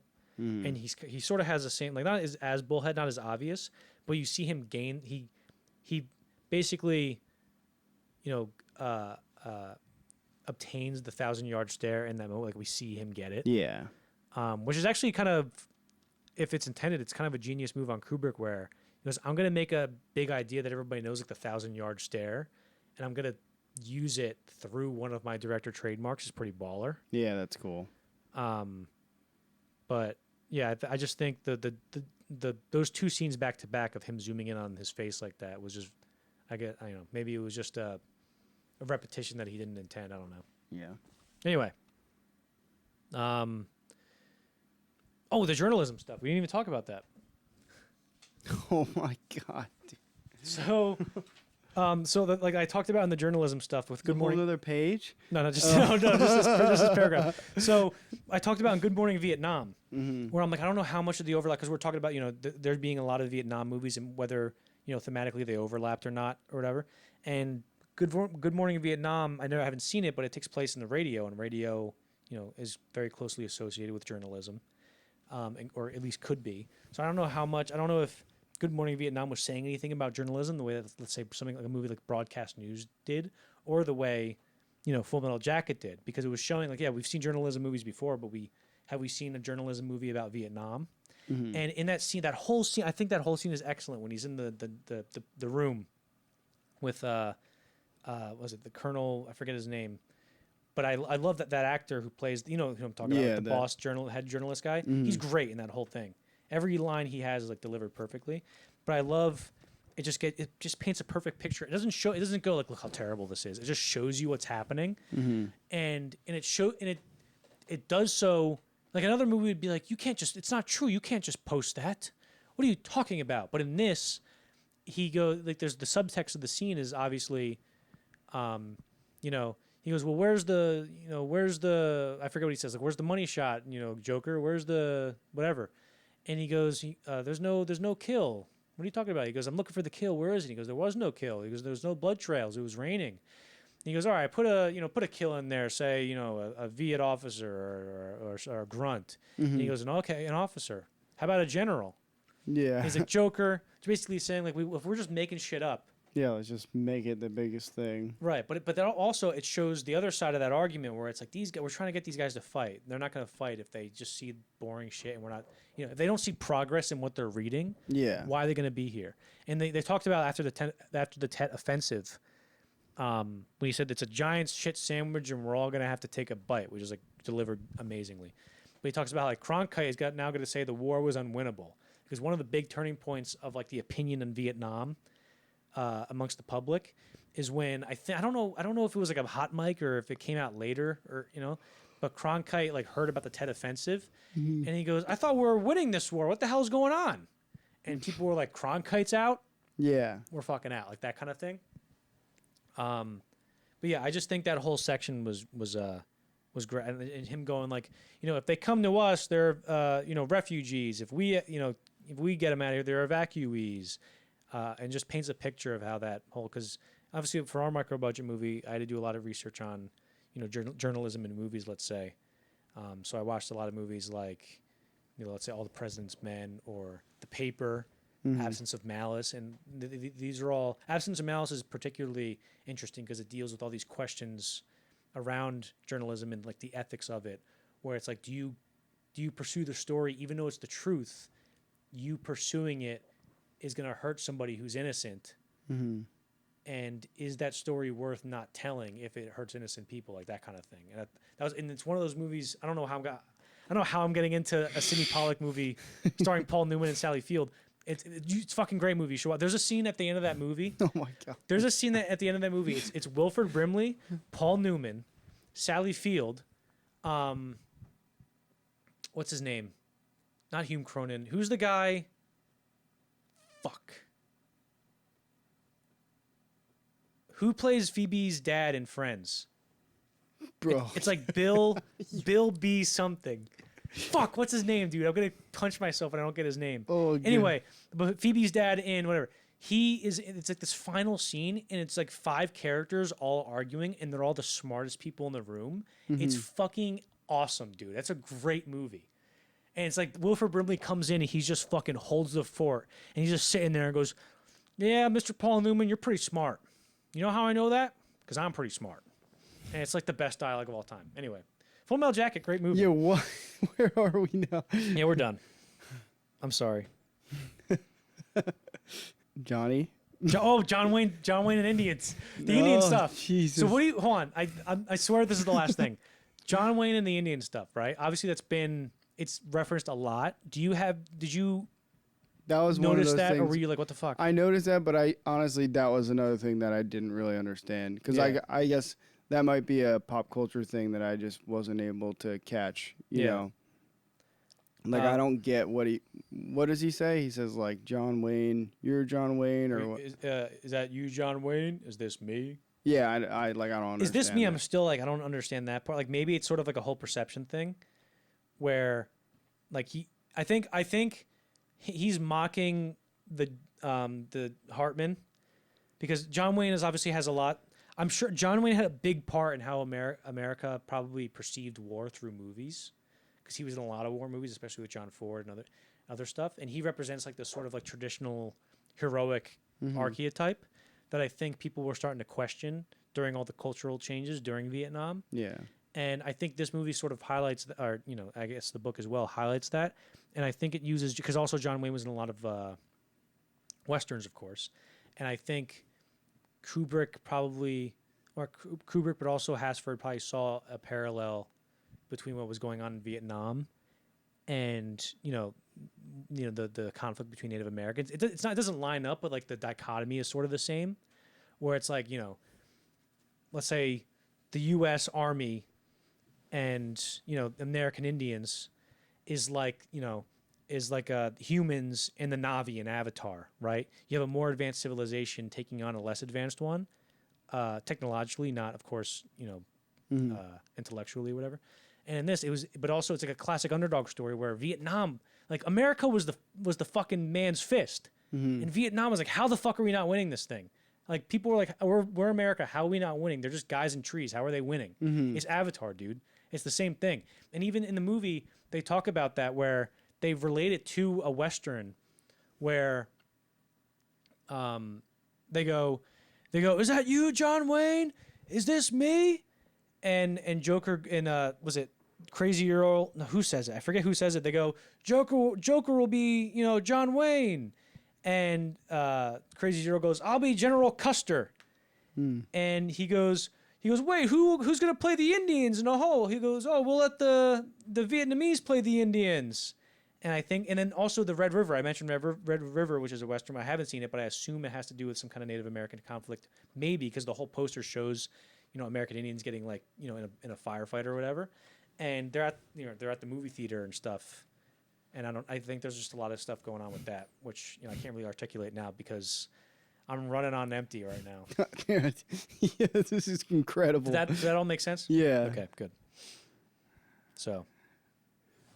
Taking these No! All right, I got some extra stuff on my notes. All right. I think we're going to end it. I hope this was good. I think this went pretty well. If I was watching this, my criticisms would probably be these guys joke around and get off topic maybe a few times too many. That's what you're here for. You're here to That's true. Hang out with the fellas and talk about movies too much. But I can't imagine listening to this and being like, they didn't do like any research. I feel like we got pretty deep into the nitty-gritty stuff. Yeah, definitely. So. Yeah, that was a lot. I think we did, I don't know if there's anything left on the table to talk about. Oh, there is. We didn't even talk about the type of film they used. Stop it now. They used what? Well, I know they had a wide open aperture. We're not talking about no. We didn't even talk about the photography methods of how they shot the girl shooting at the end. And we'll get to that in part 2. Yeah. So right. we hope this was valuable to you guys. Thanks for watching. If you're still here and you're enjoying it, please like and subscribe and share with your friends. Sharing with your friends is probably like the best way we can grow an audience, Yeah. Check out our other episodes. Yeah. And I need you to call Jeff Bezos and tell him to give us money. Okay. No, thank you. We'll Thanks. see you later. Cheers. As Elvis used to say, thank you. Thank you a lot. Okay.